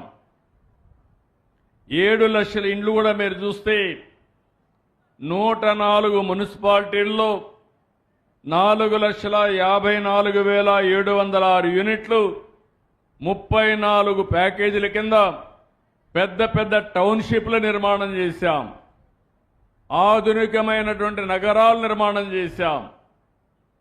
అవన్నీ కూడా వీళ్ళు వచ్చిన తర్వాత క్యాన్సిల్ చేసి అస్తవ్యస్తం చేసి కుక్కలు జింపిన విస్తరిగా తయారు చేసే పరిస్థితికి వచ్చారు. ఫ్రీ అన్నారు, మాట నిలబెట్టుకోలేకపోయారు. అక్కడ రోడ్లు కూడా వేయలేకపోయారు. ఇలాంటి చాలా అవకతవకలు జరిగి మొత్తం ఈ ఇళ్ల నిర్మాణం ఒక భ్రష్టు పట్టిన వ్యవస్థగా తయారయ్యే పరిస్థితికి వచ్చింది. కొత్తగా ఇండ్లు కడతామన్నారు. మీరందరూ గుర్తుపెట్టుకోవాలి, ఎప్పుడు కూడా నేనున్నప్పుడు ఇంటికి పట్టణ ప్రాంతాల్లో 2 సెంట్లు, గ్రామీణ ప్రాంతాల్లో 3 సెంట్లు పేదవాళ్లకు ఉచితంగా ఇంటి జాగా ఇచ్చాం. వీళ్ళు వచ్చిన తర్వాత పట్టణ ప్రాంతంలో 1 సెంటు, గ్రామీణ ప్రాంతంలో 1.5 సెంటు, అది కూడా ఊర్లో కాదు, ఎక్కడో అడవిలో, ఎక్కడో చెరువులో, ఎక్కడో వాగులో ఇచ్చారు. అదే మరి ఇంకొక పక్క మీరు చూస్తే చాలా భయంకరంగా అవినీతి చేశారు. గవర్నమెంట్ భూమి తీసుకోవడం, దాని మీద లో లెవెల్ అని, దాని మీద లెవెల్ చేయడానికి కోట్ల రూపాయలు ఖర్చు పెట్టి మీరు కట్టే పన్నులన్నీ కూడా దోచుకునే పరిస్థితికి వచ్చారు. ఇలాంటివన్నీ కూడా చేయడమే కాకుండా ఎక్కడా రోడ్లే లేదు, డ్రైనేజ్ లేదు, మంచినీరు లేవు, కరెంటు లేదు. ఎవరన్నా పోవాలంటే అక్కడ పాములు ఇవన్నీ చూసి భయపడే పరిస్థితి వచ్చింది. ఈ విధంగా మీ జీవితాలతో ఆడుకున్నారు. చాలా దారుణంగా ప్రవర్తించే పరిస్థితికి వచ్చారు. ఇంకో పక్క మీరు చూస్తే పేదవాళ్లకు కట్టే ఇండ్లకు ఇవ్వాల్సిన ఇసుకలో కూడా పంది కుక్కలు ఇష్టానుసారంగా దోచుకునే పరిస్థితికి వచ్చారు. అంటే పేరు మీది వీళ్ళు ఎక్కడెక్కడికో పంపించి అందులో దోచుకుంటే అందులో నుంచి గవర్నమెంట్ వాళ్ళకు డబ్బులు కట్టింది సేంద్రేజ్ కింద. పేరు మీది, ధనం ప్రభుత్వాన్ని, దోచుకున్నది పెత్తందారులు, దోపిడీదారులు అని చెప్పి కూడా నేను మీకు తెలియజేస్తున్నా. అన్నీ కూడా ప్రక్షాళన చేశాను. నేను ఒకటే హామీ ఇస్తున్నా, ఇది పేదవాళ్ల ప్రభుత్వం. మీకు న్యాయం చేయడం కోసం అనునిత్యం పనిచేస్తామని మరొకసారి మీ అందరికీ హామీ ఇస్తున్నా. ఆ రోజు మీరు ఇంకొక పక్క చూస్తే పేదవాడికి ఇచ్చే సబ్సిడీ ఇవ్వకుండా ఎగ్గొట్టారు. ఇప్పుడు నేను వస్తానే మళ్ళీ కేంద్రం ఇచ్చే డబ్బులే కాకుండా రాష్ట్రం కూడా కేంద్రం మీరు చూస్తే పట్టణ ప్రాంతాల్లో 2,50,000 ఇస్తారు, గ్రామీణ ప్రాంతంలో 2 లక్షలు ఇస్తారు. దీనికి అదనంగా బీసీలకు, ఎస్సీలకు 50,000, గిరిజనులకు 75,000, ఇంకో పక్కన పీవీటీజీ అంటే ప్రిమిటివ్ గిరిజన్స్ ఉంటారు, చాలా అడవుల్లో దూరంగా ఉంటారు, అలాంటి వాళ్ళకు అదనంగా 1 లక్ష ఇస్తున్నాం. వీడికి వస్తానే రాయిచోటికి మా మైనారిటీ ముస్లిం సోదరిమణులు జ్ఞాపకం వచ్చారు. అందుకే చెప్తున్నా, ముస్లింలకు కూడా బీసీలు, ఎస్సీలతో సమానంగా 50,000 అదనంగా ముస్లింస్కి ఇస్తామని మీ అందరికీ హామీ ఇస్తున్నా. ఇప్పుడే డిపార్ట్మెంట్కి ఆదేశాలు ఇస్తున్నా, అందరితో సమానంగా మీకు కూడా ఇస్తాం. దీనివల్ల ఈరోజు 5,98,000 ఇండ్లు, దగ్గర దగ్గర 6 లక్షల ఇండ్లు కట్టుకోవడానికి డబ్బులు లేక నిలిపేశారు. దీంతో వాళ్ళందరూ కూడా కట్టుకునే పరిస్థితి వస్తుంది. దీనివల్ల రాష్ట్ర ప్రభుత్వానికి 3,220 కోట్లు ఖర్చు అవుతుంది. అయినా పర్వాలేదు, దీనివల్ల బీసీలకు 3,75,000 కుటుంబాలకు లాభం వస్తుంది. ఎస్సీలకు 1,57,000 వస్తుంది. ఎస్టీలకు 46,000 వస్తుంది. 22,000 మంది ఆదివాసులకు వస్తుంది. ఇప్పుడే మైనారిటీస్ ఎవరైతే కట్టుకుంటారో వాళ్ళకు కూడా ఈ బెనిఫిట్ వస్తుంది. కాబట్టి తప్పకుండా చేసే బాధ్యత ఈ ప్రభుత్వాన్ని చెప్పి మరొక్కసారి మీ అందరికీ హామీ ఇస్తున్నా. ఇది కాకుండా ఈరోజు మీరు ఒక్కసారి చూస్తే నేను ఒకటే హామీ ఇస్తున్నాను. రేపు రాబోయే రోజుల్లో ఏదైతే తెలుగు సంవత్సర నూతన సంవత్సరం రోజు ఉగాది, ఆ రోజున 5,90,000 గృహ ప్రవేశాలు చేపించే బాధ్యత నాది. మా మంత్రి గారికి ఈరోజు ఆదేశాలు ఇస్తున్నా, సెక్రటరీ కూడా ఆదేశాలు ఇస్తున్నా. పూర్తి చేసే బాధ్యత మీది. చేయకపోతే మాత్రం ఒప్పుకోనని ఈ రాయి చోట్లో మీ అందరికి కూడా విజ్ఞప్తి చేస్తున్నా. ఆ తర్వాత మీరందరికీ రాష్ట్రంలో విజ్ఞప్తి చేస్తున్నాను. అన్ని ఎన్యూమరేట్ చేస్తున్నాం. ఎవరెవరికి ఇల్లు లేదో వాళ్ళ పేర్లన్నీ రాస్తున్నాం. మళ్ళీ మళ్ళీ విజ్ఞప్తి చేస్తున్నాం, మీ పేర్లన్నీ నమోదు చేసుకోండి. ఒకవేళ పెద్దవాళ్ళు కాని పిల్లలుంటే నేను ఒకటి కొత్తగా ఆలోచిస్తున్నాను, విడిపోకుండా కలిపాలని. అవసరమైతే పేరెంట్స్ ఉంటారు, పెళ్ళైన పిల్లలు ఉంటారు, ఇద్దరికి కూడా కలిపి ఒక ఇల్లు ఇస్తాం, 2 ఇండ్లు ఇస్తాం. ఒక గోడ కామన్గా కట్టి 2 ఇండ్లు ఒకటే ఇచ్చి కుటుంబాలని విడగొట్టాలని కొంతమంది ప్రయత్నం చేస్తారు. కుటుంబాలని కలపాలని నేను ప్రయత్నం చేస్తాను. కలిసి ఉంటే కలదు సుఖం, విడిపోతే అన్ని సమస్యలే. ఒక సెక్యూరిటీ, కుటుంబం ఒకటిగా ఉండాలి, ఐకమత్యంగా ఉండాలి. ఇలాంటి వినూత్నమైన కార్యక్రమానికి శ్రీకారం చుట్టడమే కాకుండా 2029కి మళ్లీ హామీ ఇస్తున్నా, ఈ రాష్ట్రంలో ఇల్లు లేదనకుండా అందరికీ ఇండ్లు ఇచ్చే బాధ్యత ఈ ప్రభుత్వానిది. అదే సమయంలో మీ సొంత ఇల్లుంటే, ఇంటి జాగా ఉంటే కట్టుకోండి. మీకు లేకపోతే ఇప్పుడు ఉండే జాగాల్లో ఇస్తాం, లేకపోతే అక్విజిషన్ చేస్తాం. పట్టణ ప్రాంతాల్లో ఉంటే ఎంతవరకు వీలైతే అకామిడేట్ చేస్తాం. లేకపోతే 1+2 కానీ 3 కానీ అపార్ట్మెంట్స్ కట్టి బ్రహ్మాండమైన ఇన్ఫ్రాస్ట్రక్చర్ క్రియేట్ చేసే బాధ్యత నేను తీసుకుంటానని చెప్పి కూడా నేను మీకు తెలియజేస్తున్నా. ఇవన్నీ కూడా చేసి ఈరోజు నేను ఒకటే మిమ్మల్ని అందరినీ కోరుతున్నాను, ఇంటి జాగా లేని వాళ్ళు లేకుండా చేస్తాను, అందరికి ఇస్తాం. ఇండ్లు కట్టిస్తాం, ప్రతి ఒక్క ఇంటికి కరెంట్ ఇస్తాం. ఇంటిపైనే సోలార్ కరెంటు తయారు చేసుకుని పేదవాళ్ళైతే ఉచితంగా 100% ఎస్సీ ఎస్టీలకు ఇస్తాం, బీసీలకైతే సబ్సిడీ ఇస్తాం.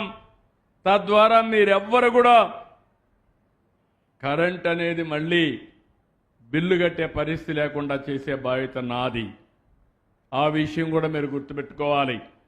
ఒకప్పుడు కరెంట్ ఎక్కడి నుంచి వస్తుందో తెలియదు, ఇప్పుడు కరెంటు మాత్రం మన ఇంటిపై నుంచే ఉత్పత్తి చేసుకునే రోజులు వచ్చాయంటే, మన పొలంలో కరెంటు ఉత్పత్తి చేసుకునే పరిస్థితి వస్తే, ఒకప్పుడు పొలంలో పంటలు పండేటివి ఇప్పుడు కరెంటు పండించే పరిస్థితికి వస్తున్నామని చెప్పి కూడా నేను మీకు తెలియజేస్తున్నా.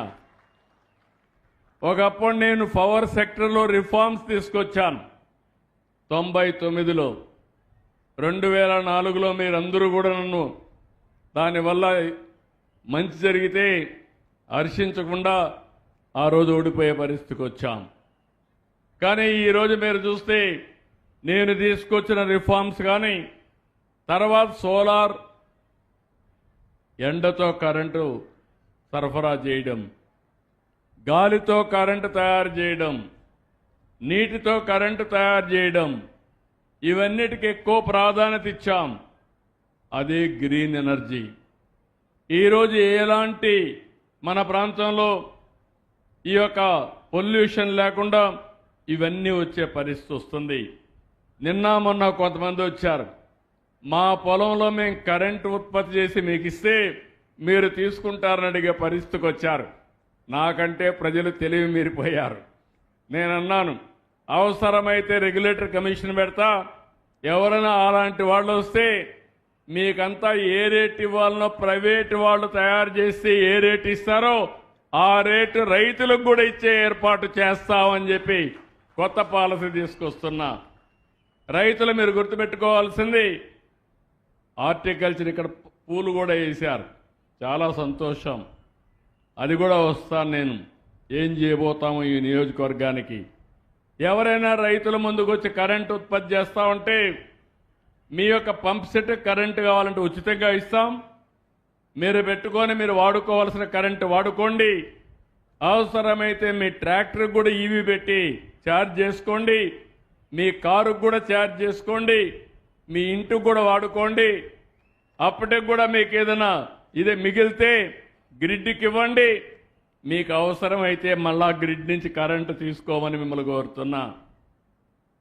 రాబోయే రోజుల్లో ప్రతి ఒక్క వ్యక్తి కరెంటు ఉత్పత్తి చేసే వ్యక్తి కావాలి. నిన్నటి వరకు వినియోగదారుడు, ఇప్పుడు ఉత్పత్తిదారుడు అని చెప్పి నేను మీ అందరికీ విజ్ఞప్తి చేస్తున్నా. అది మీ చేతుల్లో ఉంది.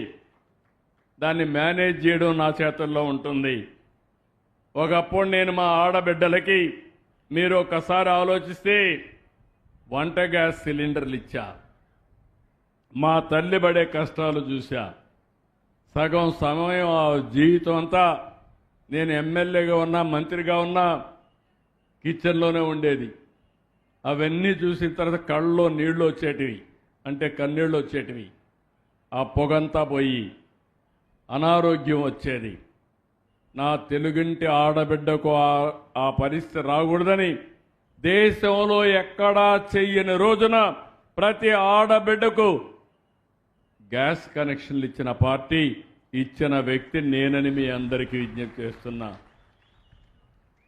ఈరోజు మళ్ళీ ఆలోచించాను, కొంతమంది ఆ డబ్బులు కట్టలేక గ్యాస్ వాడకుండా కట్టెలు పొయ్యకపోతే ఇది కరెక్ట్గా లేదని మళ్ళీ ఈరోజు మీ అందరికీ 3 గ్యాస్ సిలిండర్లు ఉచితంగా ఇచ్చాను.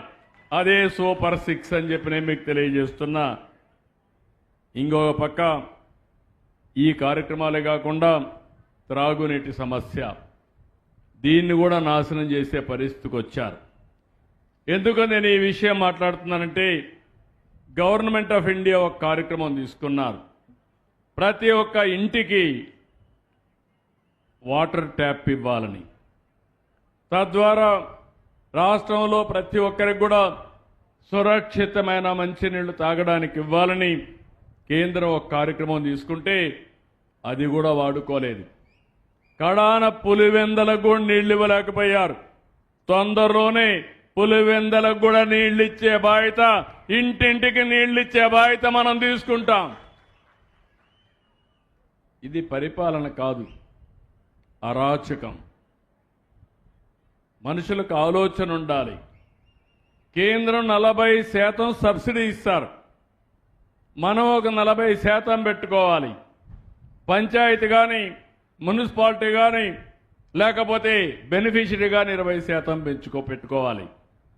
అంటే 40% అయితే దగ్గర 40-50 వేల కోట్ల రూపాయలు డబ్బులు వచ్చేటివి. కొన్ని రాష్ట్రాలు 1,00,000 కోట్ల రూపాయలు ఖర్చు పెట్టారు. మన రాష్ట్రంలో మాత్రం ఖర్చు పెట్టలా, డబ్బులు తీసుకోలా. ఈరోజు అవన్నీ కూడా చూస్తే ఒకసారి వాళ్ళు చెప్పింది శాశ్వతంగా మంచినీటి సౌకర్యం ఇవ్వాలని, ఊర్లో బోరేసి కాదు. ఈరోజు ఈ జిల్లా ఉంది, గండికోటని తీసుకొస్తే శాశ్వతంగా నీళ్లుంటాయి. వెలుగొల్లు నుంచి నీళ్లు తీసుకుంటే శాశ్వతంగా ఉంటాయి. అలాంటి వసతి కల్పించమని చెప్తే అది చేయకుండా బోర్లేసి ఆ స్కీమ్ని భ్రష్టు పట్టించే పరిస్థితికి వచ్చారు. నేను వచ్చిన తర్వాత ఈ నియోజకవర్గానికి హామీ ఇస్తున్నా, దగ్గర 68 గ్రామ పంచాయతీల్లో 6 మండలాల్లో తొందరలోనే ఇంటింటికి కొళాయి ఇచ్చే బాధ్యత, ట్యాప్ ద్వారా ఇచ్చే బాధ్యత నాది. ఇదే కాకుండా ఈ స్కీమ్లో పీలేరు, తంబళ్లపల్లి కూడా కవర్ చేస్తాం. ఇంకొక పక్కన మున్సిపాలిటీకి కూడా 100% త్రాగునీరు ఇచ్చే బాధ్యత, ట్యాప్ వాటర్ ఇచ్చే బాధ్యత మేము తీసుకుంటామని మీ అందరికీ హామీ ఇస్తున్నా. ఇంకొక పక్కన ప్రతి ఒక్క ఇంటికి ఫోన్ ఉండాలి, ఉన్నాయి, వైఫై కూడా ఉండాలి. ఆ ఫోన్ వల్ల లాభం ఏంటో మళ్ళీ మాట్లాడతా. మీ ఇంట్లో అందరిలో కూడా ఫోన్ ఉండాలి, వైఫై ఉండాలి. మీరు ఏ పని కావాలన్నా ఇంట్లో చేసుకోవాలి తప్ప ఎక్కడికి పోయే పని లేకుండా చేస్తాను. ఇంకో పక్క మీ గ్రామాలు, మీ టౌన్స్ అన్నీ కూడా పరిశుభ్రంగా ఉండాలి. సిమెంట్ రోడ్లు వేసుకోవాలి, డ్రైనేజ్ వ్యవస్థ ఉండాలి, మురుగునీరంతా కూడా ట్రీట్ చేయాలి, వీధి దీపాలు బాగుండాలి. అవి కూడా నాశనం చేసి ఇప్పుడు అన్ని కూడా రిపేర్లు చేసే పరిస్థితికి వచ్చాం. ఇంకో పక్క మీరు వాడిన వస్తువులు కానీ, మీరు ఏదైతే గార్బేజ్ కానీ, చెత్త ఇవన్నీ వస్తూ ఉంటాయి. దానికి కూడా ఆలోచిస్తున్నాను. ఎక్కడికక్కడ ఇప్పుడు నేను అవన్నీ కూడా సమాచారం తెప్పిస్తున్నాను. గార్బేజ్ నుంచి కాంపోస్ట్ తయారు చేయడం, మళ్ళా పొలాలకు వాడడం, మీ ఇంట్లో వచ్చే గార్బేజ్ని మీ ఇంట్లోనే కాంపోస్ట్గా తయారు చేసి మీ కూరగాయలు పండించుకోవడం, కిచెన్ గార్డెన్ పెట్టుకోవడం, ఇలాంటి కార్యక్రమాలు చేస్తున్నాం. మీరు కానీ ఉపయోగించుకోలేకపోతే ఎక్కడికక్కడ వారానికి ఎవ్రీడే కానీ, కొన్ని ప్రాంతాలు 2-3 రోజులు కానీ మీ చెత్తంతా కలెక్ట్ చేసి కాంపోస్ట్గా మార్చే బాధ్యత, ఎక్కడ కూడా చెత్త లేకుండా చేసే బాధ్యత తీసుకుంటున్నాం. ఇవన్నిటికీ ఎప్పటికప్పుడు నేను మానిటర్ చేస్తున్నాను. అంటే మీరు గుర్తుపెట్టుకోవాల్సింది, అన్ని కుటుంబాలకు కావలసిన వస్తువులన్నీ ఇవ్వడం, గ్రామానికి కావలసిన వస్తువులన్నీ కల్పించడం, మీ గ్రామం, మీ పరిసరాలు, మీ ఇల్లు ఎలాంటి ఇబ్బందులు లేకుండా చేసే బాధ్యత నాది. దీనివల్ల వ్యక్తిగత ప్రయోజనాలు, ఇండివిజువల్స్ ఉన్నారు, అందరికీ బాధ్యత ఉండాలి, భద్రత ఉండాలి. ఈరోజు ఒకసారి పిల్లలను చూస్తున్నాను, ఆశ పెరిగిపోయి పెద్దవాళ్లకు పింఛన్ వస్తే కూడా లాక్కొని వీళ్ళు తాగేసి వాళ్ళని ఇబ్బంది పెట్టే పరిస్థితికి వస్తున్నారు. అందుకే నేను ఆలోచించేది, ఈ రాష్ట్రంలో ప్రతి ఒక్కరు కూడా గౌరవప్రదంగా బతకాలని నేరుగా మీకు పింఛన్ ఇస్తున్నాను తప్ప కుటుంబానికి కాదని కూడా మీకు అందరికీ విజ్ఞప్తి చేస్తున్నా. ప్రతి ఒక్కరికి భద్రత కల్పించడం, రెండోది కుటుంబాన్ని కలపడం కూడా. ఒకప్పుడైతే నేను పింఛన్ 4,000, 6,000, 10,000, 15,000 ఇవ్వనప్పుడు మీ ఇంట్లో వాళ్ళు మిమ్మల్ని భారంగా చూసేవాళ్ళు. ఇప్పుడు మాత్రం మిమ్మల్ని గౌరవంగా చూస్తున్నారు. ఆ 4,000 వస్తూ ఉంది కాబట్టి కోడలు బాగా చూసుకుంటుంది, కొడుకు కూడా బాగా చూసుకుంటాడు, అందరూ కూడా అవునా కాదా అని మిమ్మల్ని అడుగుతున్నా. అదే సమయంలో ఈరోజు నేను సూపర్ 6 తీసుకొచ్చాను, సూపర్ హిట్ చేసా. అవునా కాదా అని మిమ్మల్ని అడుగుతున్నా. అవునంటే గట్టిగా చప్పట్లు కూడా చెప్పండి. నా పక్కనే ఆడబిడ్డ కూర్చునింది, ముస్లిం ఆడబిడ్డ, 4 పిల్లలు, 3 తల్లికి వందనం వస్తుంది, 4వ వాడు చిన్నవాడు ఇంకా స్కూలుకు పోలేదు, తొందరలోనే వాడికి కూడా వస్తుంది. భర్త ఎక్కడో విదేశాల్లో డ్రైవర్గా గల్ఫ్లో పనిచేస్తున్నాడు. ఆ ఆడబిడ్డకు 3 గ్యాస్ సిలిండర్లు వస్తాయి. స్త్రీ శక్తి కింద ఉచితంగా ఎక్కడికి కావాలన్నా, ఏ మసీదుకి కావాలన్నా, ఎక్కడికి కావాలన్నా పోయి, లేకుంటే ఒక టూరిజం కావాలంటే పోయి వచ్చే అవకాశం. అవసరమైతే ఎక్కడో వాళ్ళ తల్లి ఊరుంటే అక్కడికి పోవడం, తల్లి రావాలంటే రావడం, ఇలాంటి సౌకర్యాలు కల్పించాం. ఇంకొక పక్కన ఈరోజు ఇల్లు కూడా ఇచ్చాను. అంటే మీరు ఒక కుటుంబానికి ఎన్ని బెనిఫిట్స్ ఇవ్వాలని అన్నీ ఇచ్చాం. ఇందులో పెన్షన్ ఇచ్చాం, రేషన్ ఇస్తున్నాం, గ్యాస్ ఇచ్చాం, తల్లికి వందనం ఇచ్చాం, అన్నదాత సుఖీభవ ఇచ్చాం, స్త్రీశక్తి కింద ఉచిత బస్సులు ఇచ్చాం, 20 లక్షల మందికి ఉద్యోగాలు ఇస్తానని చెప్పి ఒకేసారి మెగా డిఎస్సి ద్వారా 16,500 మంది టీచర్లకు ఒక్క సంవత్సరంలో ఇవ్వగలిగాం. 5 ఏళ్ళు ఒక్క టీచర్ని ఇవ్వలేదు. పిల్లలకు బాగా చదువు చెప్పామంటారు, టీచర్ లేకుండా చదువు చెప్తారో నాకైతే అర్థం కావడం లేదు. కనీస ఇంగిత జ్ఞానం లేకుండా మాట్లాడతారు. ఇలాంటివన్నీ మనం చూస్తే చాలా దారుణంగా అవకతవకలు జరిగే పరిస్థితికి వచ్చింది. ఇంకో పక్క ఆటో డ్రైవర్ సేవలు, మత్స్యకారుల సేవలు, ఇంకో పక్క అన్నా క్యాంటీన్, ఇలాంటివన్నీ పెట్టడమే కాకుండా అర్చకుల కోసరం, అదే మారిగా ఇమాములు మౌజముల కోసరం, అదే మరి పాస్టర్ల కోసరం ఆందోళన పెంచే పరిస్థితికి వచ్చామని చెప్పి కూడా నేను మీకు తెలియజేస్తున్నా. ఇవన్నీ ఎందుకు చేశామని మీరు ఒక్కసారి ఆలోచిస్తే నేను ఒకటే ఆలోచించాను. ఈ రాష్ట్రంలో మీరందరూ కూడా గౌరవప్రదంగా ఉండాలి. నేను ఆ రోజు ఎన్నికల ముందు ఒక మాట మీకు చెప్పాను. ఆ రోజు చెప్పింది నేను, మిత్రుడు పవన్ కళ్యాణ్ గారు జనసేన అధినేత, అదే మరిగా బీజేపీ ఏదైతే నరేంద్ర మోడీ గారి ఆధ్వర్యంలో ఉండే కేంద్ర ప్రభుత్వం అందరం కలిసి మీ దగ్గరికి వచ్చాం. నేను ఒక మాట చెప్పాను, నాకు అనుభవం ఉంది, కానీ రాష్ట్రం దివాలా తీసింది, భ్రష్టు పట్టింది. ఈ రాష్ట్రాన్ని మళ్ళీ బాగు చేయాలంటే అందరి సహకారం కావాలి. అందుకే కలిసి వచ్చాం, ఆశీర్వదించండి. ఇది నా కోసరం కాదు, ఈ రాష్ట్ర భవిష్యత్తు కోసరం. అదే మాదిరిగా మిమ్మల్ని అడిగింది నేను, ఈ రాష్ట్రాన్ని పునర్నిర్మాణం చేస్తాం, పూర్వ వైభవం తీసుకొస్తాం. ఒక పక్కన సంక్షేమ కార్యక్రమాలు ఎప్పుడూ ఇవ్వని విధంగా సూపర్ 6 కానీ మిగిలినటన్నీ ఇస్తారని చెప్పాను.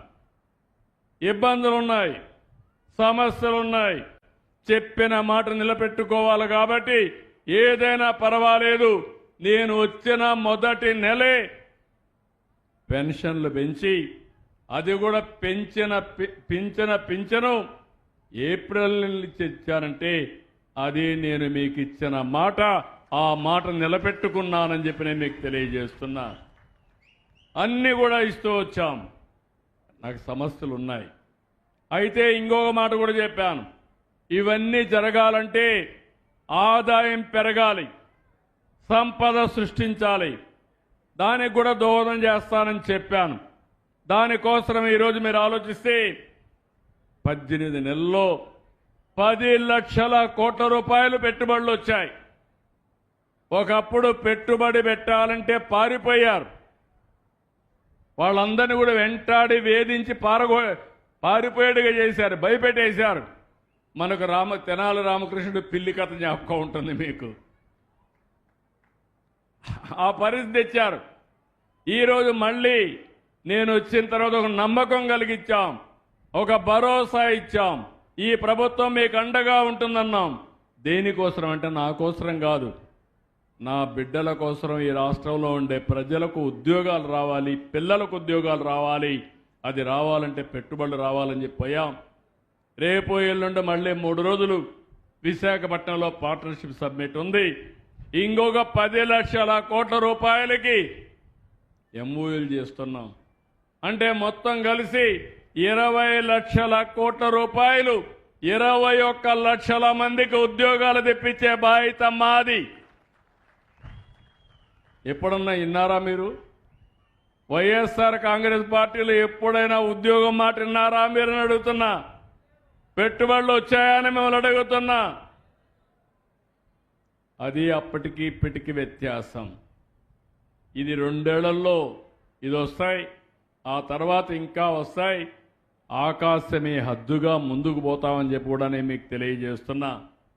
నిన్నే నేను ఓపెన్ చేసింది, రాయచోటిలో కూడా పరిశ్రమలు రావాలి. ఒక్క సోలారే కాదు, అనేక పరిశ్రమలు రావాలి. ఇక్కడ చదువుకున్న పిల్లలు ఇక్కడే ఉద్యోగం చేసే పరిస్థితి రావాలి. ఇక్కడే నాకు ఒక స్ఫూర్తినిచ్చారు లాస్ట్ టైం వచ్చినప్పుడు. ఎన్నికలైన తర్వాత నేను వస్తే ఆ ఊర్లో కొంతమంది వచ్చి మేమంతా వర్క్ ఫ్రమ్ హోమ్ పనిచేస్తున్నాం అని వాళ్ళందరూ చెప్తే ఈరోజు వర్క్ ఫ్రమ్ హోమ్కి ఒక పాలసీ తీసుకొచ్చా. దాని ప్రకారం దర్జాగా మీరు ఇంట్లో కూర్చొని ప్రపంచంలో ఏ కంపెనీకి కావాలంటే ఆ కంపెనీకి పనిచేసేట్టుగా ఒక కొత్త పాలసీ తీసుకొచ్చాను. ఆ రోజు నాకు చెప్పిన మాటలు నా మైండ్లో ఇంకా పనిచేస్తున్నాయి. సార్, నేను ఇక్కడి నుంచి పనిచేస్తున్నా, ఒక ఆయన 5 లక్షలు 6 లక్షలు వస్తూ ఉంది, ఇంకొక ఆయన 50 లక్షలు ప్యాకేజ్ సంవత్సరానికి వస్తూ ఉంది. కానీ ఒక 6 గంటలు ఈ పని చేసి మళ్ళా నేను హార్టికల్చర్ పంట పెట్టి అది కూడా చూసుకుంటున్నాను, మా తల్లిదండ్రులను ఇక్కడి నుంచే చూసుకుంటానని చెప్పిన రోజులు నాకు జ్ఞాపకం ఉన్నాయి ఆ రోజు. అందుకే కొత్తగా ఈ పాలసీ ప్రకారం ఎంత టైం అయినా ఇంట్లోనే కూర్చుంటే మెషిన్తో బోరు కొడుతుందని మండల హెడ్ క్వార్టర్లు వర్క్ స్టేషన్లు పెట్టి వారానికి 10 రోజులు అక్కడికి పోయి అక్కడ స్కిల్ డెవలప్మెంట్ కూడా నేర్చుకొని సోషల్ లైఫ్ కూడా ఉంటుంది. 10 మందితో కలిస్తే మళ్ళా మెషిన్తో ఎంచోపైన పనిచేస్తే పిచ్చి పడుతుంది కాబట్టి మనుషులతో కలిసి పనిచేసే అవకాశం కూడా కల్పిస్తున్నా. అంటే ఏ ఊరికి ఆ ఊరిలోనే ఉద్యోగాలు కల్పించాలని, ఏ మండలానికి ఆ మండలంలోనే ఉద్యోగాలు కల్పించాలని అలాంటి వాతావరణాన్ని తీసుకొస్తున్నాం. ఒకప్పుడు మీరు చూశారు అన్ని రోడ్లు ఏం తమ్ముళ్ళు గుంతలు తవ్వారా లేదా? ఎక్కడ చూసినా గుంతలే, ఏ రోడ్డు చూసినా గోతులే. మళ్ళీ నాకు చాలా కష్టమైంది. అవన్నీ పూడిస్తే మళ్ళా వర్షాలు పడ్డాయి, మళ్ళా కొంత డ్యామేజ్ అయింది. అయినా కూడా ఆమె ఇస్తున్నా. నిన్నే ఆదేశాలు ఇచ్చా, 500 కోట్లు రిలీజ్ చేసి అన్ని రోడ్లు ప్రారంభించమన్నా బ్రహ్మాండమైన రోడ్లుగా తయారు చేసే బాధ్యత ఈ ప్రభుత్వాన్ని. ఒక పక్క నేషనల్ హైవేలు, ఒక పక్క స్టేట్ హైవే. ఇక్కడే మా జనార్దన్ రెడ్డి ఉన్నాడు. పార్ట్ హోల్ ఉంటే మాత్రం ఆయన పని మాత్రం చాలా కష్టం. ఆ మాట చెప్తున్నా. డబ్బులు కావాలంటే ఏం చేస్తాం. కానీ ఎక్కడ కూడా పార్ట్ హోల్స్ లేకుండా రోడ్లు మెయింటైన్ చేసే బాధ్యత మా జనార్దన్ రెడ్డి గారు చూస్తారని చెప్పి కూడా నేను మీకు తెలియజేస్తున్నా. ఇక్కడికి వచ్చినప్పుడు నాకు బాగా జ్ఞాపకం, ఇక్కడ ఏదైతే ప్రాజెక్ట్ ఉందో వెలుగల్లో ఒకటి ఉంది. ఈసారి ఎవ్రీడే రివ్యూ చేసుకుంటా ఉంటాను. దగ్గర ఫుల్ అయింది, 2-3 సార్లు ఓవర్ఫ్లో అయింది. అక్కడి నుంచి అన్ని చెరువులకు నీళ్లు ఇవ్వాలని ఒక కార్యక్రమం పెట్టుకున్నా. అవి కూడా నీళ్ళు ఇచ్చే కార్యక్రమం చేశారు. ఇంకొక 22 కోట్లు ఇస్తే చాలా చెరువులకు నీళ్లు పోతాయని చెప్తే ఇప్పుడే కలెక్టర్కి ఆదేశాలు ఇచ్చా. ఈ సంవత్సరం ఆ పని కూడా పూర్తి చేయమని చెప్పి ఆదేశాలు ఇచ్చాను. రెండోది అంద్రి నీవా, ఏదైతే మదనపల్లి నుంచి నేరుగా కుప్పం తీసుకుపోయే కార్యక్రమానికి ఈసారి శ్రీకారం చుట్టాం. రాబోయే సంవత్సరం శ్రీనివాసపురం మీ యొక్క రిజర్వాయర్ పూర్తి చేసే బాధ్యత నాది. ఆ తర్వాత ఇక్కడి నుంచి నేరుగా చిత్తూరుకి వెళ్తుంది. ఈ 2 ప్రాజెక్టులు వస్తే ఇరిగేషన్ మొత్తం డైరెక్ట్గా ఇచ్చే ఆయకట్టే కాకుండా చెరువులన్నీ నింపి ఎక్కడికక్కడ భూగర్భ జలాలు పెంచాలనే కార్యక్రమానికి శ్రీకారం చుడుతున్నాను. ఈసారి అన్ని రిజర్వాయర్లో ఈరోజు మీరు చూస్తే 91% అంటే ఇప్పుడు పండించుకున్న పంటలు కాకుండా 91% అంటే దగ్గర 1000 టీఎంసీ నీళ్లు రిజర్వాయర్లు ఉన్నాయి. ఇంకో పక్కన మీరు చూస్తే ఒక 7,000 నుంచి 8,000 టీఎంసీ నీళ్లు గోదావరిలో, కృష్ణాలో సముద్రానికి పోయినాయి. దానికే ఆలోచిస్తున్న నదుల అనుసంధానం నా జీవిత ఆశయం. నదుల అనుసంధానం చేయగలిగితే రాష్ట్రంలో ప్రతి ఎకరాకు నీళ్లు ఇవ్వగలిగితే శాశ్వతంగా కరువు అనే మాటే ఉండదు. రైతాంగం బ్రహ్మాండంగా పనిచేస్తారు. రాయిచోటి నాకు బాగా రాయలసీమనే రాళ్లసీమ. కొన్ని ప్రాంతాలైతే నీళ్లు లేకుండా చాలా అవస్థలు పడే పరిస్థితికి వచ్చాం. ఎన్ని అడుగులు, 1000 అడుగుల పైన. ఇక్కడే పుట్టా నేను, ఇక్కడే తిరిగా, మీ కష్టాలు చూశా. అందుకే నేను ఏదైనా శ్రద్ధ చేస్తాను కానీ సాగునీటి ప్రాజెక్టులు మాత్రం నా జీవితంలో ఎప్పుడూ నిర్లక్ష్యం చేయలేదని మీ అందరికీ తెలియజేస్తున్నా. నేను ఎప్పుడు అడిగాను కేంద్రాన్ని కూడా, గంగా కావేరి అనుసంధానం కావాలి. అదైతే ఈ దేశంలో కరువు అనే మాట ఉండదు. ఒకప్పుడు రోడ్లకు డబ్బులు లేవు. నేషనల్ హైవేస్ మీరు చూస్తే ఒక కొత్త పాలసీ తీసుకొచ్చాం. దానివల్ల ఈరోజు నేషనల్ హైవేస్ అన్ని బ్రహ్మాండంగా అభివృద్ధి అయిపోయినాయి. ఎక్కడ కూడా పార్ట్ హోల్ లేకుండా రోడ్లు నేషనల్ హైవేలు ఉన్నాయంటే దానికి కారణం ఆ విధానం. అదే మరిగా నదుల అనుసంధానం జరిగితే ఈ రాష్ట్రంలో బ్రహ్మాండమైన సంపద వచ్చే అవకాశం వస్తుంది. వరదలుండవు, కరువు కూడా అధిగమించే పరిస్థితి వస్తుంది. ఇది కేంద్రంలో లేట్ అయినా రాష్ట్రంలో నేను ఆలోచించాను. దీన్ని వీలైనంత తొందరలో గోదావరి, కృష్ణా ఇప్పటికే అనుసంధానం చేశాం. పెన్నా నది తీసుకొస్తాం, అక్కడి నుంచి వంశధారకు తీసుకెళ్తాం. ఇది జరగాలంటే మొదటి ఫేజ్లో ఈ సంవత్సరమే ఏదైతే నల్లమల సాగర్ ఉంది అది కూడా వెలుగొండ ప్రాజెక్టు ద్వారా నీళ్లు వస్తాయి. ప్రకాశం జిల్లాలో అప్పటి వరకు తీసుకురావాలని దానికి కూడా ప్రణాళికలు తయారు చేశాం. అంటే ఎందుకు చెప్తున్నానంటే మీరందరూ గుర్తుపెట్టుకోవాలి, నేను ఒక భగీరథ ప్రయత్నం చేస్తున్నా. మీకెక్కడా తాగడానికి నీళ్లు కొరత ఉండకూడదని, వ్యవసాయానికి నీటి ఎద్దడి లేకుండా చేయాలని, వాతావరణం మెరుగుపడాలని నేను ఒక ఉద్యమంగా ఆలోచిస్తున్నా. ఇప్పుడు కాదు, 30 ఏళ్లుగా పనిచేశాను. ఒకప్పుడు ఇంకుడు గుంతలు కొట్టాం, ఎక్కడికక్కడ కంట్రోల్ ట్రెంచెస్ తవ్వాం, చెక్ డ్యాములు కట్టాం. ఇంకో పక్క అడవుల్లో కూడా అడవి చుట్టూరు కంట్రోల్ ట్రెంచెస్ కొట్టి అడవిలో వచ్చే నీళ్లు అక్కడే నిలబెట్టి కింది ప్రాంతాన్ని భూగర్భ జలాలు పెంచే కార్యక్రమాన్ని చేశాం. ఇప్పుడు కూడా నేను చూశాను, రాయచోటి ప్రాంతం దగ్గర దగ్గర 9.9, 9.8 ఆ ప్రాంతంలో భూగర్భ జలాలు లోతులో ఉన్నాయి. రాష్ట్రంలో 6.7%, 6.7 మీటర్లో ఉంది. నంద్యాలలో 4 మీటర్లు నీళ్లున్నాయి. ఇవన్నీ ఆలోచించి 3 మీటర్లకు తేవాలి. వర్షాకాలం రోజున వర్షాలు పడిన తర్వాత 3 మీటర్లు నీళ్లు ఉండాలి. అదే మరిగా మళ్ళీ వర్షాలు పడే మునుపు 8 మీటర్లను ఉండాలి. మనం వాడుకోవాల్సిన నీళ్లు 5 మీటర్లు వాడుకోవాలి. ఒకప్పుడు ఓల్టా చట్టాన్ని నేనే తీసుకొచ్చాను. ఇంతకంటే కిందికి పోతే భూగర్భ జలాలు వాడడానికి వీల్లేదని కూడా తీసుకొచ్చాను. కానీ మీరు మాత్రం దాన్ని కూడా వైలేట్ చేశారు. కానీ ఇప్పుడు అవన్నీ వదిలిపెట్టి ఏ విధంగా నీళ్లు తీసుకురావాలని దీనిపైన శ్రద్ధ పెడుతున్నా. ఎప్పుడో పెద్దవాళ్లు కట్టిన చెరువులు నీళ్లు లేని పరిస్థితి వచ్చింది. ఆ చెరువులన్నీ నీళ్లు నింపుకోగలిగితే భూమి ఒక జలాశయంగా తయారవుతుంది. దీనివల్ల కరెంటు ఛార్జీలు కూడా తగ్గుతాయి. ఈరోజు 10 మీటర్లు నీళ్లు పైకి తీయాలంటే 10,000 కోట్లు అవుతుంది. అదేగా 4 మీటర్లు అయితే 5,000 కోట్లు అవుతుంది.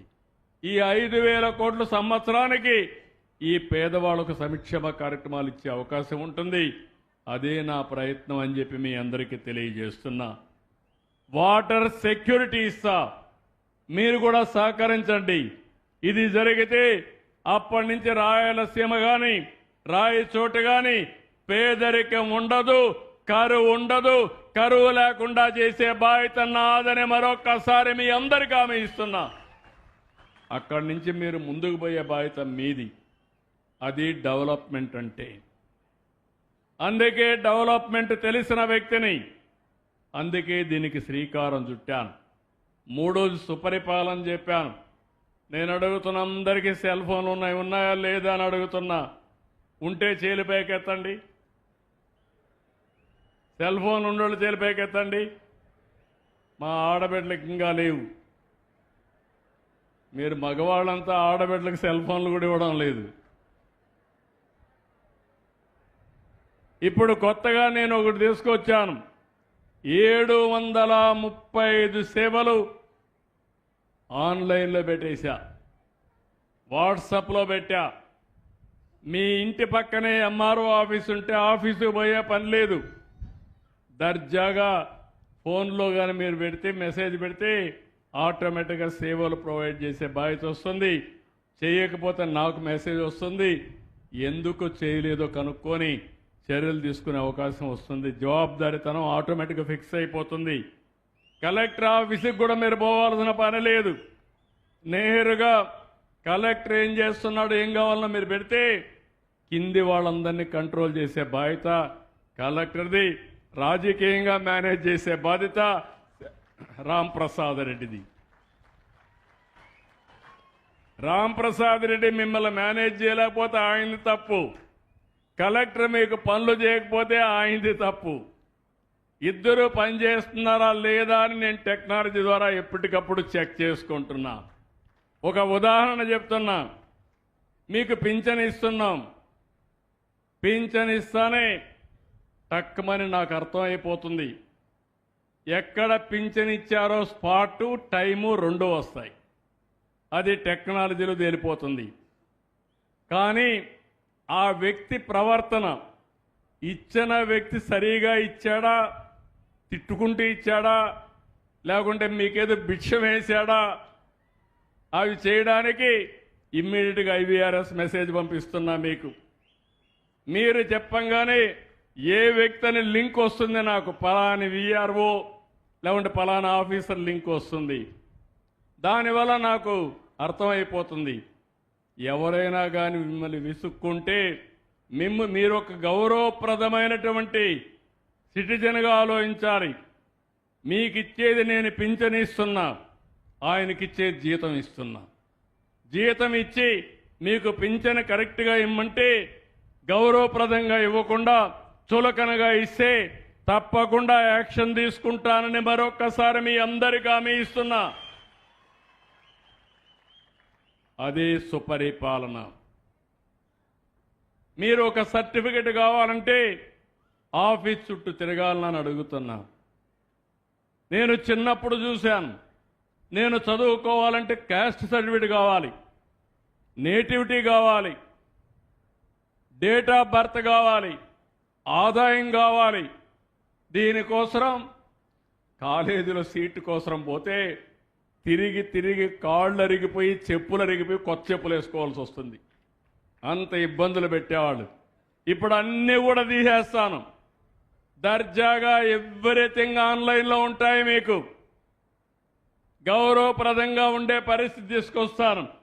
మీరు నేర్చుకోవాల్సింది ఎట్లా ఉపయోగించుకోవాలో మీరు నేర్చుకోండి. నేను అడుగుతున్నా. ఇప్పుడు నేను మా ఎమ్మెల్యే ఎట్టున్నాడో కూడా అడుగుతున్నానా లేదా అని అడుగుతున్నా. మిమ్మల్ని ఆఫీసర్లు ఎట్టున్నారో కూడా అడుగుతున్నానా లేదా అని అడుగుతున్నానంటే చేతుల పైకెత్తండి.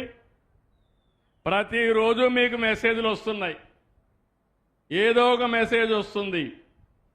అవన్నీ చూసుకొని వారానికి 3 గంటలు నేను ఆర్టీజీఎస్లో కూర్చుంటా. ఏ అధికారి పని చేశాడో, ఏ అధికారి పని చేయలేదో, ఎవరిని ఎట్ట మార్చాలనో, ఎవరిని ఎట్ట టైటన్ చేయాలనో, ఎవరికి ఏ విధంగా ట్రైనింగ్ ఇవ్వాలని ఇస్తా. అదే సుపరిపాలన అని చెప్పి మరొకసారి మీకు తెలియజేస్తున్నా. మొన్న మీరు చూశారు, సైక్లోన్ వచ్చింది. నేను 18 నెలలుగా కష్టపడ్డా. రియల్ టైం గవర్నెన్స్ పెట్టాను. రాష్ట్రంలో 2000 ప్లేసెస్లో ఎక్కడెక్కడ ఎంత వర్షం పడుతుందో రెయిన్ గేజెస్ ఉన్నాయి. అందులో ఎంత పడుతుందో వస్తుంది, ఎంత పడబోతుందో టెక్నాలజీ ద్వారా ప్రిడిక్షన్ వస్తుంది. అది వచ్చినప్పుడు చెరువు దిగిపోతే ఆ చెరువుకు పనిచేసే ఆఫీసర్ని అప్రమత్తం చేశా. ఎక్కడో ఈస్ట్ గోదావరిలో అంతర్వేదిలో తుఫాన్ క్రాస్ అవుతుంది. వర్షాలు పడింది. కోడూరులో పడ్డాయి, రాజంపేటలో పడ్డాయి, రాయచోట్లో పడ్డాయి. అవన్నీ ఎప్పటికప్పుడు చూసుకొని ఫ్లడ్ మేనేజ్మెంట్ చేశాం. వరదలు లేకుండా ఏం చేయాలో చేశాను. 4 రోజులకు ముందే అప్రమత్తం చేశాం. అందరినీ రెడీ చేశాం. కలెక్టర్ దగ్గర నుంచి అందరినీ. ఎక్కడన్నా చెట్లు పడిపోతే దానికి పవర్ సాసన పంపించాం, రంపాలు పంపించాం, ఎలక్ట్రికల్ రంపాలు పంపించాం. వర్షం పడతా ఉంటే చెట్టును కొట్టి మళ్ళా ట్రాఫిక్ పంపించావంటే అది ఈ ప్రభుత్వం యొక్క ముందు చూపని మరొక్కసారి మీకు తెలియజేస్తున్నా. అదే సమయంలో చాలా జాగ్రత్తలు తీసుకొని ప్రమాదం వస్తుందనుకుంటే వాళ్ళందరినీ షెల్టర్లకు తీసుకొచ్చాం, సురక్షితమైన ప్రాంతాలకు తీసుకొచ్చాం. నేను ఒక టార్గెట్ పెట్టుకున్నాను, ఏ వ్యక్తి కూడా తుఫాను వల్ల చనిపోకూడదు, ఆస్తి నష్టాన్ని తగ్గించాలి. అదే మరిగా నేను ఎప్పటికప్పుడు 50,000 మంది గ్రామ స్థాయిలో అధికారులు ఉన్నారు. ఏదైతే ఇప్పుడు స్వర్ణాంధ్ర యూనిట్గా పెడుతున్నా దాని పేరు కూడా ఆలోచిస్తున్నాం. వాళ్ళని ఎప్పటికప్పుడు టచ్లో ఉన్నాను. అందరినీ అప్రమత్తం చేశాం, టీం కింద పనిచేశాం. ఈరోజు డేటా డ్రివన్ గవర్నెన్స్ అని ఎప్పటికప్పుడు నేను చేస్తే నాకు ఒక తృప్తి. మొట్టమొదటిసారిగా ఎప్పుడు ఇబ్బందులు రాకుండా చేశాను, కానీ ఈసారి మాత్రం ముందు చూపుతో అన్ని జాగ్రత్తలు తీసుకొని రియల్ టైం మానిటర్ చేసి మీకు న్యాయం చేసిన పార్టీ, సురక్షితంగా దీన్ని హ్యాండిల్ చేసిన party Telugu Desam party, NDA party అని చెప్పి నేను మీకు తెలియజేస్తున్నా. అందుకే నేను ఈ రాష్ట్రంలో 2 విషయాలు ఆలోచిస్తున్నాను. భవిష్యత్తులో కూడా కరువు రహిత రాష్ట్రంగా తయారు చేస్తాం. రెండో పక్కన సైక్లోన్లు వస్తే సమర్థవంతంగా సైక్లోన్లు ఎదుర్కొనే మెకానిజం కూడా ఎస్టాబ్లిష్ చేస్తామని చెప్పి నేను మీకు తెలియజేస్తున్నా. ఇంకో పక్క తొందరలోనే నేను కొత్త కార్యక్రమానికి శ్రీకారం చుడుతున్నా. అది సంజీవని. మీ ఆరోగ్యం భద్రంగా చూసుకోవడానికి, పేదవాళ్ళ ఆరోగ్యానికి భరోసా ఇవ్వడానికి 25 లక్షల రూపాయల వరకు ఆర్థిక సహాయం చేసే కార్యక్రమానికి శ్రీకారం చుడుతున్నాం. పేదవాళ్ళకే కాకుండా అందరికీ 2.5 లక్షల రూపాయలు యూనివర్సల్ హెల్త్ ఇన్సూరెన్స్ చేస్తున్నాం. ఇది కాకుండా సంజీవని ప్రాజెక్టు మీకు జ్ఞాపకం ఉంటుంది. రామాయణంలో రాముడు ఏదైతే ఆ యుద్ధానికి పోయినప్పుడు లక్ష్మణుడు మూర్ఛపోతాడు. మూర్ఛపోయినప్పుడు ఎట్లా బతికించుకోవాలని రాముడు అడిగితే అప్పుడు వాళ్ళు చెప్పింది సంజీవని ఔషధం వస్తే దాంతో బతుకుతాడని చెప్తారు. సంజీవని ఔషధం తేవాలంటే ఎక్కడో పర్వతాలు ఉన్నాయి, ఆ పర్వతాన్ని పోయి తేవాలంటారు. అప్పుడు హనుమంతుడు అంటాడు నేను పోయి తెస్తానంటాడు. ఉత్సాహం ఉంది, మొక్క తెలియదు, ఔషధం తెలియదు, నేరుగా వెళ్ళిపోయాడు. వెళ్ళిపోయి రాముడి భక్తితో అక్కడుండే పర్వతాన్నే తీసుకొచ్చాడు. ఆ పర్వతాన్ని తీసుకొస్తే అందులో నుంచి మొక్క తీసి ఆ మొక్క ఆ ఔషధంతో చేస్తే ఆ ఔషధం లక్ష్మణుడిని కాపాడుతుంది. అప్పుడు మూర్ఛ నుంచి బయట వస్తాడు. నేను కూడా మీ ఆరోగ్యం కోసం మీ ఇంటికి ప్రపంచంలో ఉండే మెడికల్ నాలెడ్జ్ తీసుకొచ్చే బాధ్యత నేను తీసుకుంటానని చెప్పి మీ అందరికీ హామీ ఇస్తున్నా. ఈరోజు డాక్టర్లు సగం నాలెడ్జ్, రోగం ఒకటి, ట్రీట్మెంట్ ఒకటి. అవునా కాదా? ఓసారి డాక్టర్ల వల్ల లేనిపోని సమస్యలు వస్తున్నాయి. రాంగ్ డయాగ్నోస్ చేసి రాంగ్ మెడిసిన్ ఇస్తే ప్రమాదంలో పడతాం. ఏఎన్ఎంలు ఉన్నారు, వాళ్ళు డాక్టర్స్ కాదు. రేపు రాబోయే రోజులు అందరినీ ఆన్లైన్లో పెట్టి ఏ పేషెంట్కు ఏ సమస్య ఉన్నా ఆర్టిఫిషియల్ ఇంటెలిజెన్స్ ద్వారా మీకు సరైన వైద్య సౌకర్యాలు ఏర్పాటు చేసే బాధ్యత నాదని మరొక్కసారి మీకు హామీ ఇస్తున్నా. మీరు నేరుగా డాక్టర్ని కలవాలంటే, మీకు ఏ డాక్టర్ కావాలంటే ఆ డాక్టరే అపాయింట్మెంట్ ఇప్పించే బాధ్యత కూడా తీసుకుంటాం. ఆన్లైన్లోనే అపాయింట్మెంట్ ఇప్పిస్తాం, మీరు పోయి ఇది చేసుకోవచ్చు, మీ టైం వేస్ట్ కాకుండా. ఇంకో పక్కన కుప్పంలో ప్రయోగం జరుగుతూ ఉంది. 49 టెస్టులు చేస్తున్నాం, క్లినికల్ టెస్టులు చేస్తాం. ఆ క్లినికల్ టెస్టులు చేసిన తర్వాత మీకు ఎలాంటి సమస్యలునే అధ్యయనం చేస్తాం. దాని నుంచి బయటపడాలంటే ఎలాంటి మందులు వాడాలి, ఎలాంటి ఫుడ్ తీసుకోవాలన్న ముందుగానే మీకు ఐడియా ఇస్తాం. ఆరోగ్యం బాగుంటే మీరు కొంచెం లిబరల్గా ఉండొచ్చు. ఆరోగ్యం బాగాలేని వాళ్ళకి మాత్రం బీపీ ఎక్కువ ఉంటే కంట్రోల్ చేయడానికి, షుగర్ ఎక్కువైతే షుగర్ని ఎట్ట కంట్రోల్ చేయాలనో అన్ని సదుపాయాల్ని గైడెన్స్ ఎప్పటికప్పుడు ఇస్తాం. దాన్ని బట్టి మళ్ళీ అవసరమైతే గవర్నమెంట్ డబ్బులు ఖర్చు పెట్టి ఎవరికైతే ఇలాంటి డిసీజులు ఉంటాయో వాళ్ళకు 3 నెలలకు ఒకసారి క్లినికల్ టెస్టులు చేసి 3 నెలలు ఏం తినాలో మళ్ళా కూడా చెప్తా ఉంటాం. అయితే నా బాధ్యత నాలెడ్జ్ని మీ దగ్గర తీసుకొస్తాను, కానీ మీలో అవేర్నెస్ రావడం, మార్పు రావడం మీ చేతుల్లో ఉంటుంది. మీరు సహకరిస్తే మీకు ఇబ్బందులు లేకుండా చేసే బాధ్యత నాదని మరొక్కసారి మీ అందరికీ తెలియజేస్తున్నా. ఒక నమ్మకంతో మీరు ముందుకు రాగలిగితే ఇవన్నీ సాధ్యం. అందుకే ఈరోజు మీరు చూస్తే సంక్షేమం, అభివృద్ధి, సుపరిపాలన ఈ 3 చేసిన తర్వాత నేను చూస్తున్నా మళ్ళీ మీ నాడి ఎప్పటికప్పుడు అంచనా వేస్తున్నా. ఇంకా పాత వాసనలు ఉన్నాయా?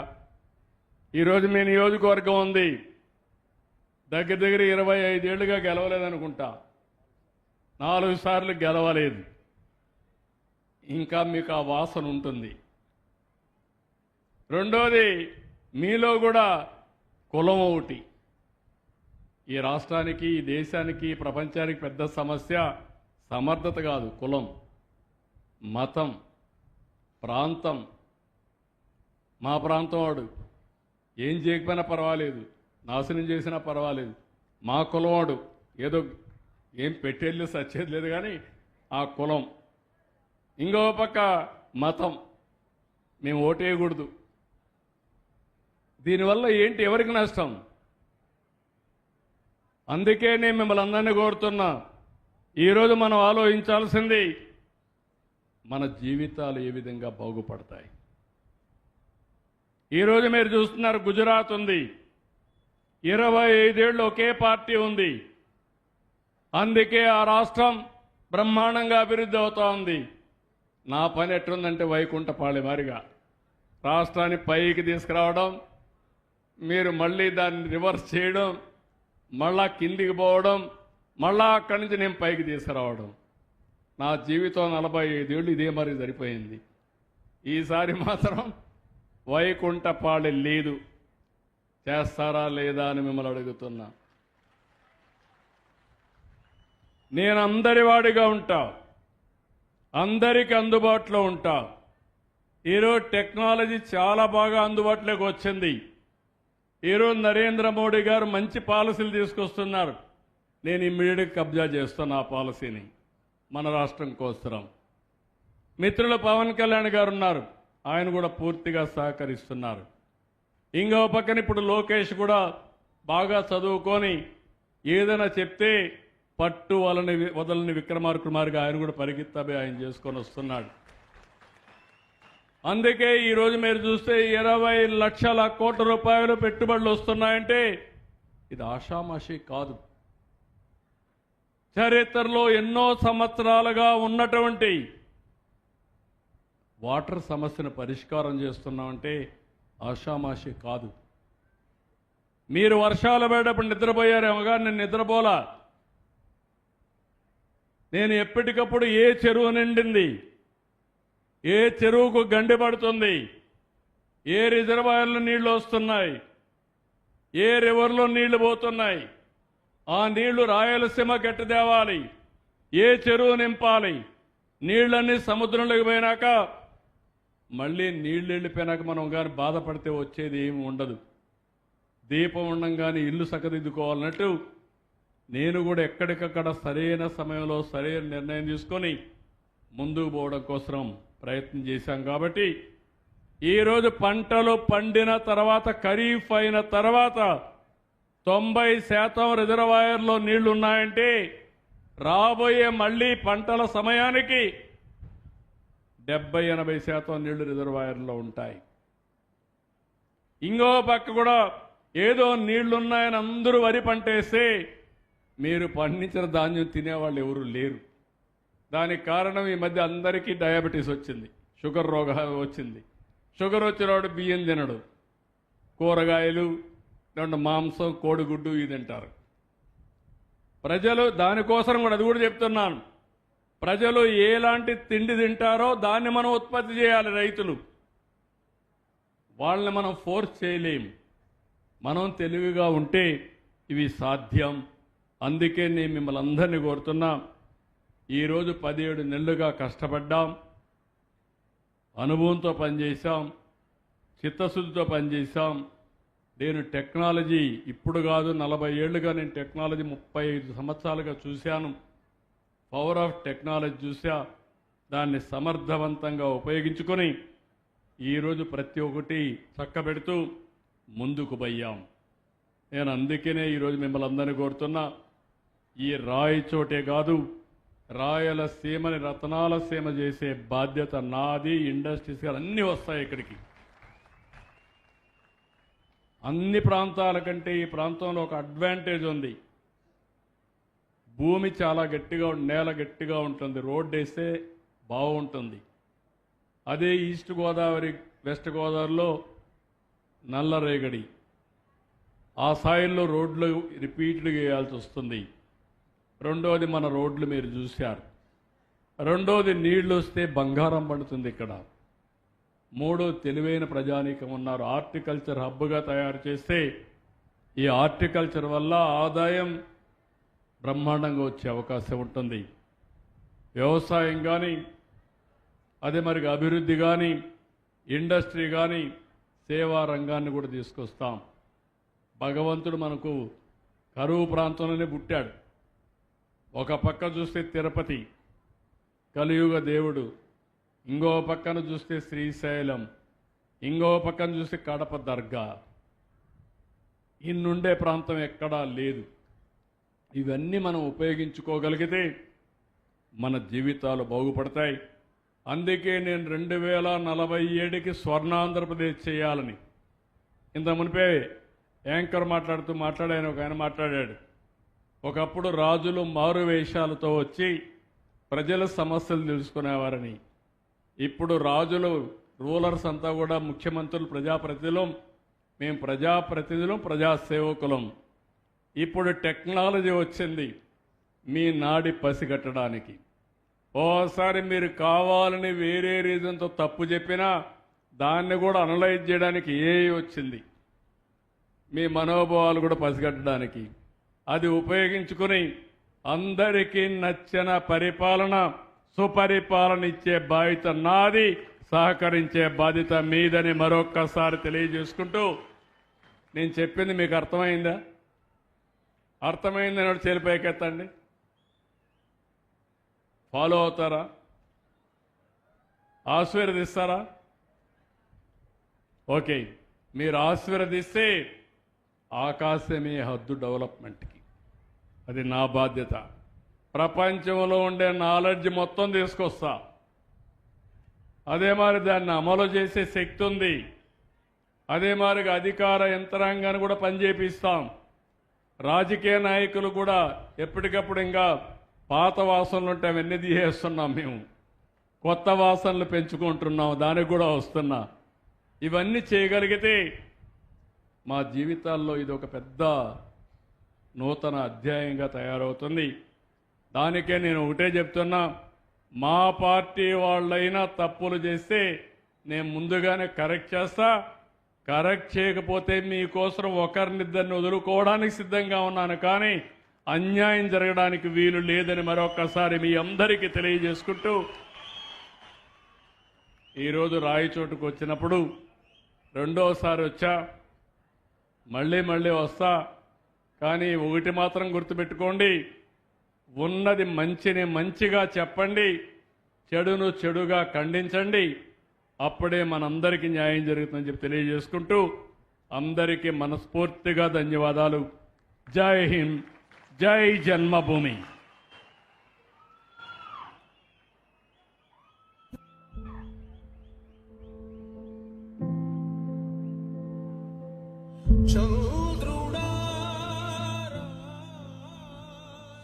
ఇక్కడ ఒక్క నిమిషం కూర్చోండి, ఓన్లీ ఒక 5 నిమిషాలు. లాస్ట్ ఐటమ్ బంగారు కుటుంబం, అదే మరిగా మార్గదర్శి. నేను P4 తీసుకొని గవర్నమెంట్ చేసే పనులే కాకుండా సమాజంలో గవర్నమెంట్ పాలసీల వల్ల సమాజం వల్ల పైకొచ్చిన వారిని కొంతమందిని అడాప్ట్ చేసుకోమన్నాం, దత్తత తీసుకోమన్నాం. ఇప్పుడు ఒక అమ్మాయి ఇక్కడ వచ్చింది, ఆ అమ్మాయిని మాట్లాడమని మైక్ ఇవ్వా. ఈ అమ్మాయి పేరు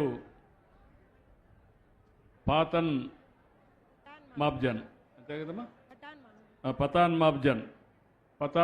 మాబ్జన్. ఆ అమ్మాయి మా విడో, ఆ అమ్మాయి భర్త లేడు.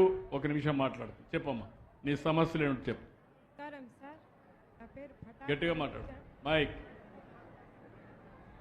నా పేరు పఠాన్ మహబూబ్ జాన్, మా ఆయన పేరు జావీద్ ఖాన్. ఆయన చనిపి 10 ఏళ్ళు అవుతుంది. మాకు ఎటువంటి సపోర్ట్ లేదు సార్. ఎంత పిల్లలు ఏంటమ్మా మీకు? ఒక కొడుకు సార్, 11 ఏం చేస్తాడు? 12 సంవత్సరాలు ఇట్రామా, చదువుకుంటున్నాడు సార్. ఇట్రా. నీ పేరేంటయా? पठान अशफाक పతాన్ అశ్వాక్. ఓకే అమ్మా, ఏం చదువుతున్నామా? 7th class. 7th class. Okay. ఏంటమ్మా ఇల్లు ఉందమ్మా? ఇల్లు లేదు సార్ నాకు. ఇల్లు కోసము ఇంకా నా బిడ్డకు ఫ్యూచర్ కోసం సార్ మాకు ఎటువంటి సపోర్ట్ ఎవరు లేరు.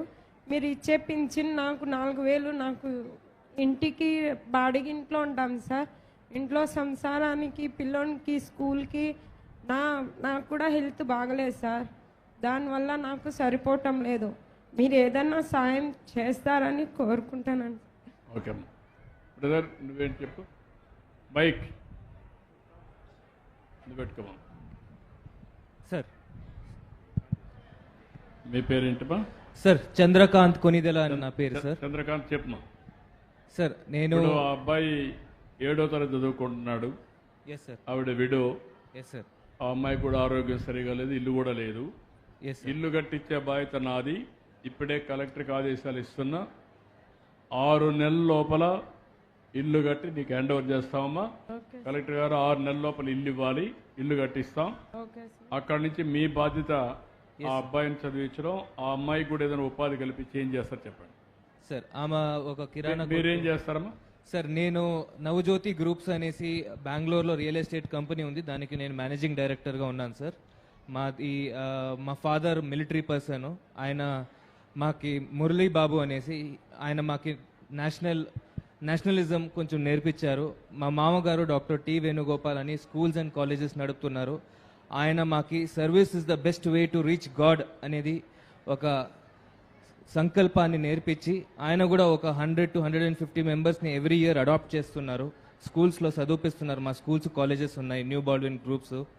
సో నేను ఆ పిల్లాడిని మెంటర్షిప్ చేసి ఆ పిల్లాడి బాధ్యత చూసుకొని ఆమెకి కిరాణా కొట్టు ఏమో ఫెసిలిటీస్ కావాలని చెప్తున్నారు. ఆమె ఇంకా డిసైడ్ చేయలేదు సార్. అది ఏం చేస్తారో అది మేము దానికి సపోర్ట్ చేసి ఆ పిల్లాడిని నెక్స్ట్ మార్గదర్శి ఈ పొజిషన్లో నిలబెట్టే బాధ్యత నాది sir. Thank you sir. Thank you. Okay అమ్మా, ఇప్పుడు మీరు చూశారు నేను కొత్త సిద్ధాంతానికి శ్రీకారం చుట్టాను. ఇంకా నేను కూడా శ్రద్ధ పెట్టాలి. ఒకప్పుడు జన్మభూమి పెట్టాను. పల్లి పిలుస్తుంది, రా కదిలిరా, నువ్వు పుట్టిన ప్లేస్ తిరిగి రుణం తీర్చుకోమని. అది సమాజం కోసం. ఇప్పుడు వ్యక్తుల కోసం ఒక పిలిపిస్తున్నా. నీతో పుట్టిన వాళ్ళు ఇంకా పేదరికంలో ఉన్నారు, నీతో పుట్టిన వాళ్ళు అక్కడే ఉన్నారు, అవస్థలు పడుతున్నారు, అండగా నిలబడి పైకి తేవాలని. ఈరోజు మీరు చూస్తే ఆ అబ్బాయి 7వ తరగతి అంటే ఒక 7 ఏళ్ళు కానీ మనం 7-8 ఏళ్ళు కానీ బాగా చదివిస్తే ఆ అబ్బాయి రేపు రాబోయే రోజుల్లో ఇప్పుడు చంద్రకాంత్ ఏ విధంగా అయితే ఒక మార్గదర్శిగా ఉన్నాడో ఆ స్థాయికి ఎదిగే శక్తి ఆ అబ్బాయికి వస్తుంది. అది రాకపోతే ఆ తల్లికి దిక్కు తెలియకుండా రేపు ఎక్కడో ఒక మెకానిక్ షెడ్లోనో లేకుంటే ఎక్కడో ఇంటి దగ్గర పొలం పనిలోనో ఎక్కడో పెట్టే పరిస్థితికి వస్తుంది. అందుకే నేను ఆలోచిస్తున్నా, ప్రజలే మన ఆస్తి, మన పిల్లలే మన భవిష్యత్తు. ఆ పిల్లలకు సరైన సమయంలో హ్యాండ్ హోల్డింగ్ ఇవ్వగలిగితే ఆ అబ్బాయి కూడా బాగా చదివిస్తే అందరికంటే ఇంకా ప్రయోజకుడు అయ్యే అవకాశం ఉంటుంది. అందుకే చంద్రకాంత్ గారికి విజ్ఞప్తి చేస్తున్నా, ఆ అబ్బాయిని ఏ చదువు కావాలనో చదువుకునేది చేసి మెంటరింగ్గా చేసి అతన్ని భవిష్యత్తులో నీ స్థాయిలో నిలబడుకునే పరిస్థితి తీసుకొచ్చే విధంగా చేయాల్సిందిగా ఆయన కోరుతున్నా. ఎప్పటికప్పుడు నేను పర్యవేక్షిస్తాను ఈ ప్రోగ్రామ్స్ అన్నీ. అదే సమయంలో ఆ అమ్మాయికి కూడా ఎలాంటి ఉపాధి కల్పిస్తే ఆ అమ్మాయి కూడా గౌరవంగా నేను ఇచ్చే 4,000 కాకుండా ఇల్లే కాకుండా ఒక పని, ఆ పని చేసుకుంటా ఉంటే ఆవిడ ఆరోగ్యం బాగుంటుంది, సమాజంలో గౌరవం ఉంటుంది. అలాంటి గౌరవప్రదంగా బ్రతకడానికి మీరు ఒక ఉపాధి కల్పించడం, ఒక పని కల్పించడం కూడా, ఒక వ్యాపారమో ఏదో ఒకటి కల్పించడం మీ బాధ్యత. అది కూడా మీరు చేయండి. ఓకే అమ్మా? Thank you very much. నువ్వేంట్రా బాగా చదువుకుంటావా? తీసుకో, మైక్ తీసుకో. బాగా చదువుకుంటా ఏం చదువుకుంటావు? ఏమవుతావు బాగా చదువుకొని? పోలీస్ అవుతావా? అంటే పోలీస్ అంటే అందరిని కొట్టొచ్చానా? ఇంకా బాగా చదువుకోవాలి, ఇంకా పైకి రావాలా, ఉన్నతమైన ఆశయం కోసం పనిచేయాలి. నువ్వు పోలీస్ తక్కువని కాదు, పోలీస్ కంటే కూడా ఇంకా మంచి బాగా చదువుకొని నువ్వు మీ అమ్మను కూడా సరిగా చూసుకోవాలి. నీకు కూడా భవిష్యత్తు ఉండాలి. ఈరోజు నువ్వు పేదరికంలో ఉన్నావు, నువ్వు ఒకరి సహాయం తీసుకునే పరిస్థితిలో ఉన్నావు, రేపు ఇంకొకరికి సహాయం చేసే పరిస్థితికి రావాలి. వస్తావా?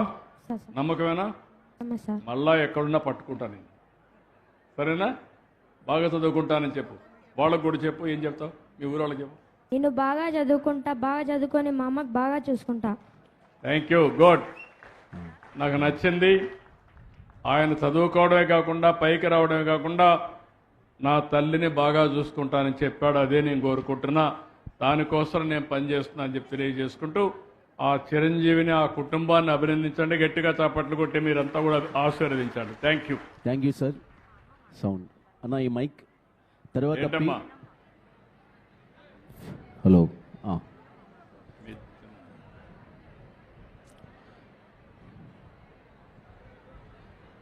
రమ్మా, తీసుకో, మైక్ తీసుకో, చెప్పమ్మా,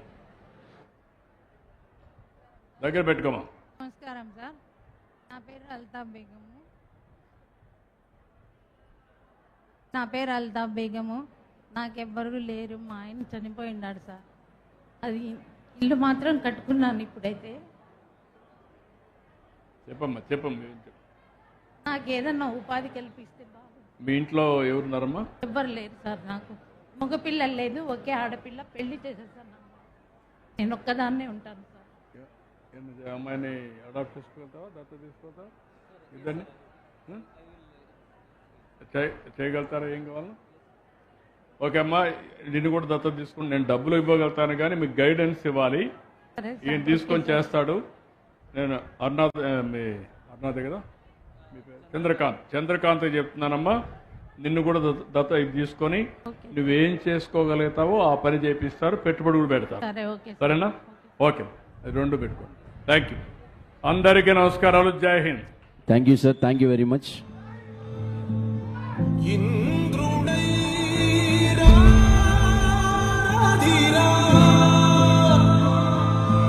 ఏనాడు నీ పరిపాలన వాకువరం, నీ వల్లే ఈ రాష్ట్రపు సంక్షేమం సత్యం నిత్యం సఫలం. జనగణ మంగళదాయకుడా, ఘనమపు చరితల నాయకుడా, పలుతరములు మము పరిపాలించర స్వామికుడా, నవయుగ మేధో సైనికుడా, సమయము తెలియని సేవకుడా, యువన వ్యాంధ్రకు ప్రగతిని చూపర సాధకుడా,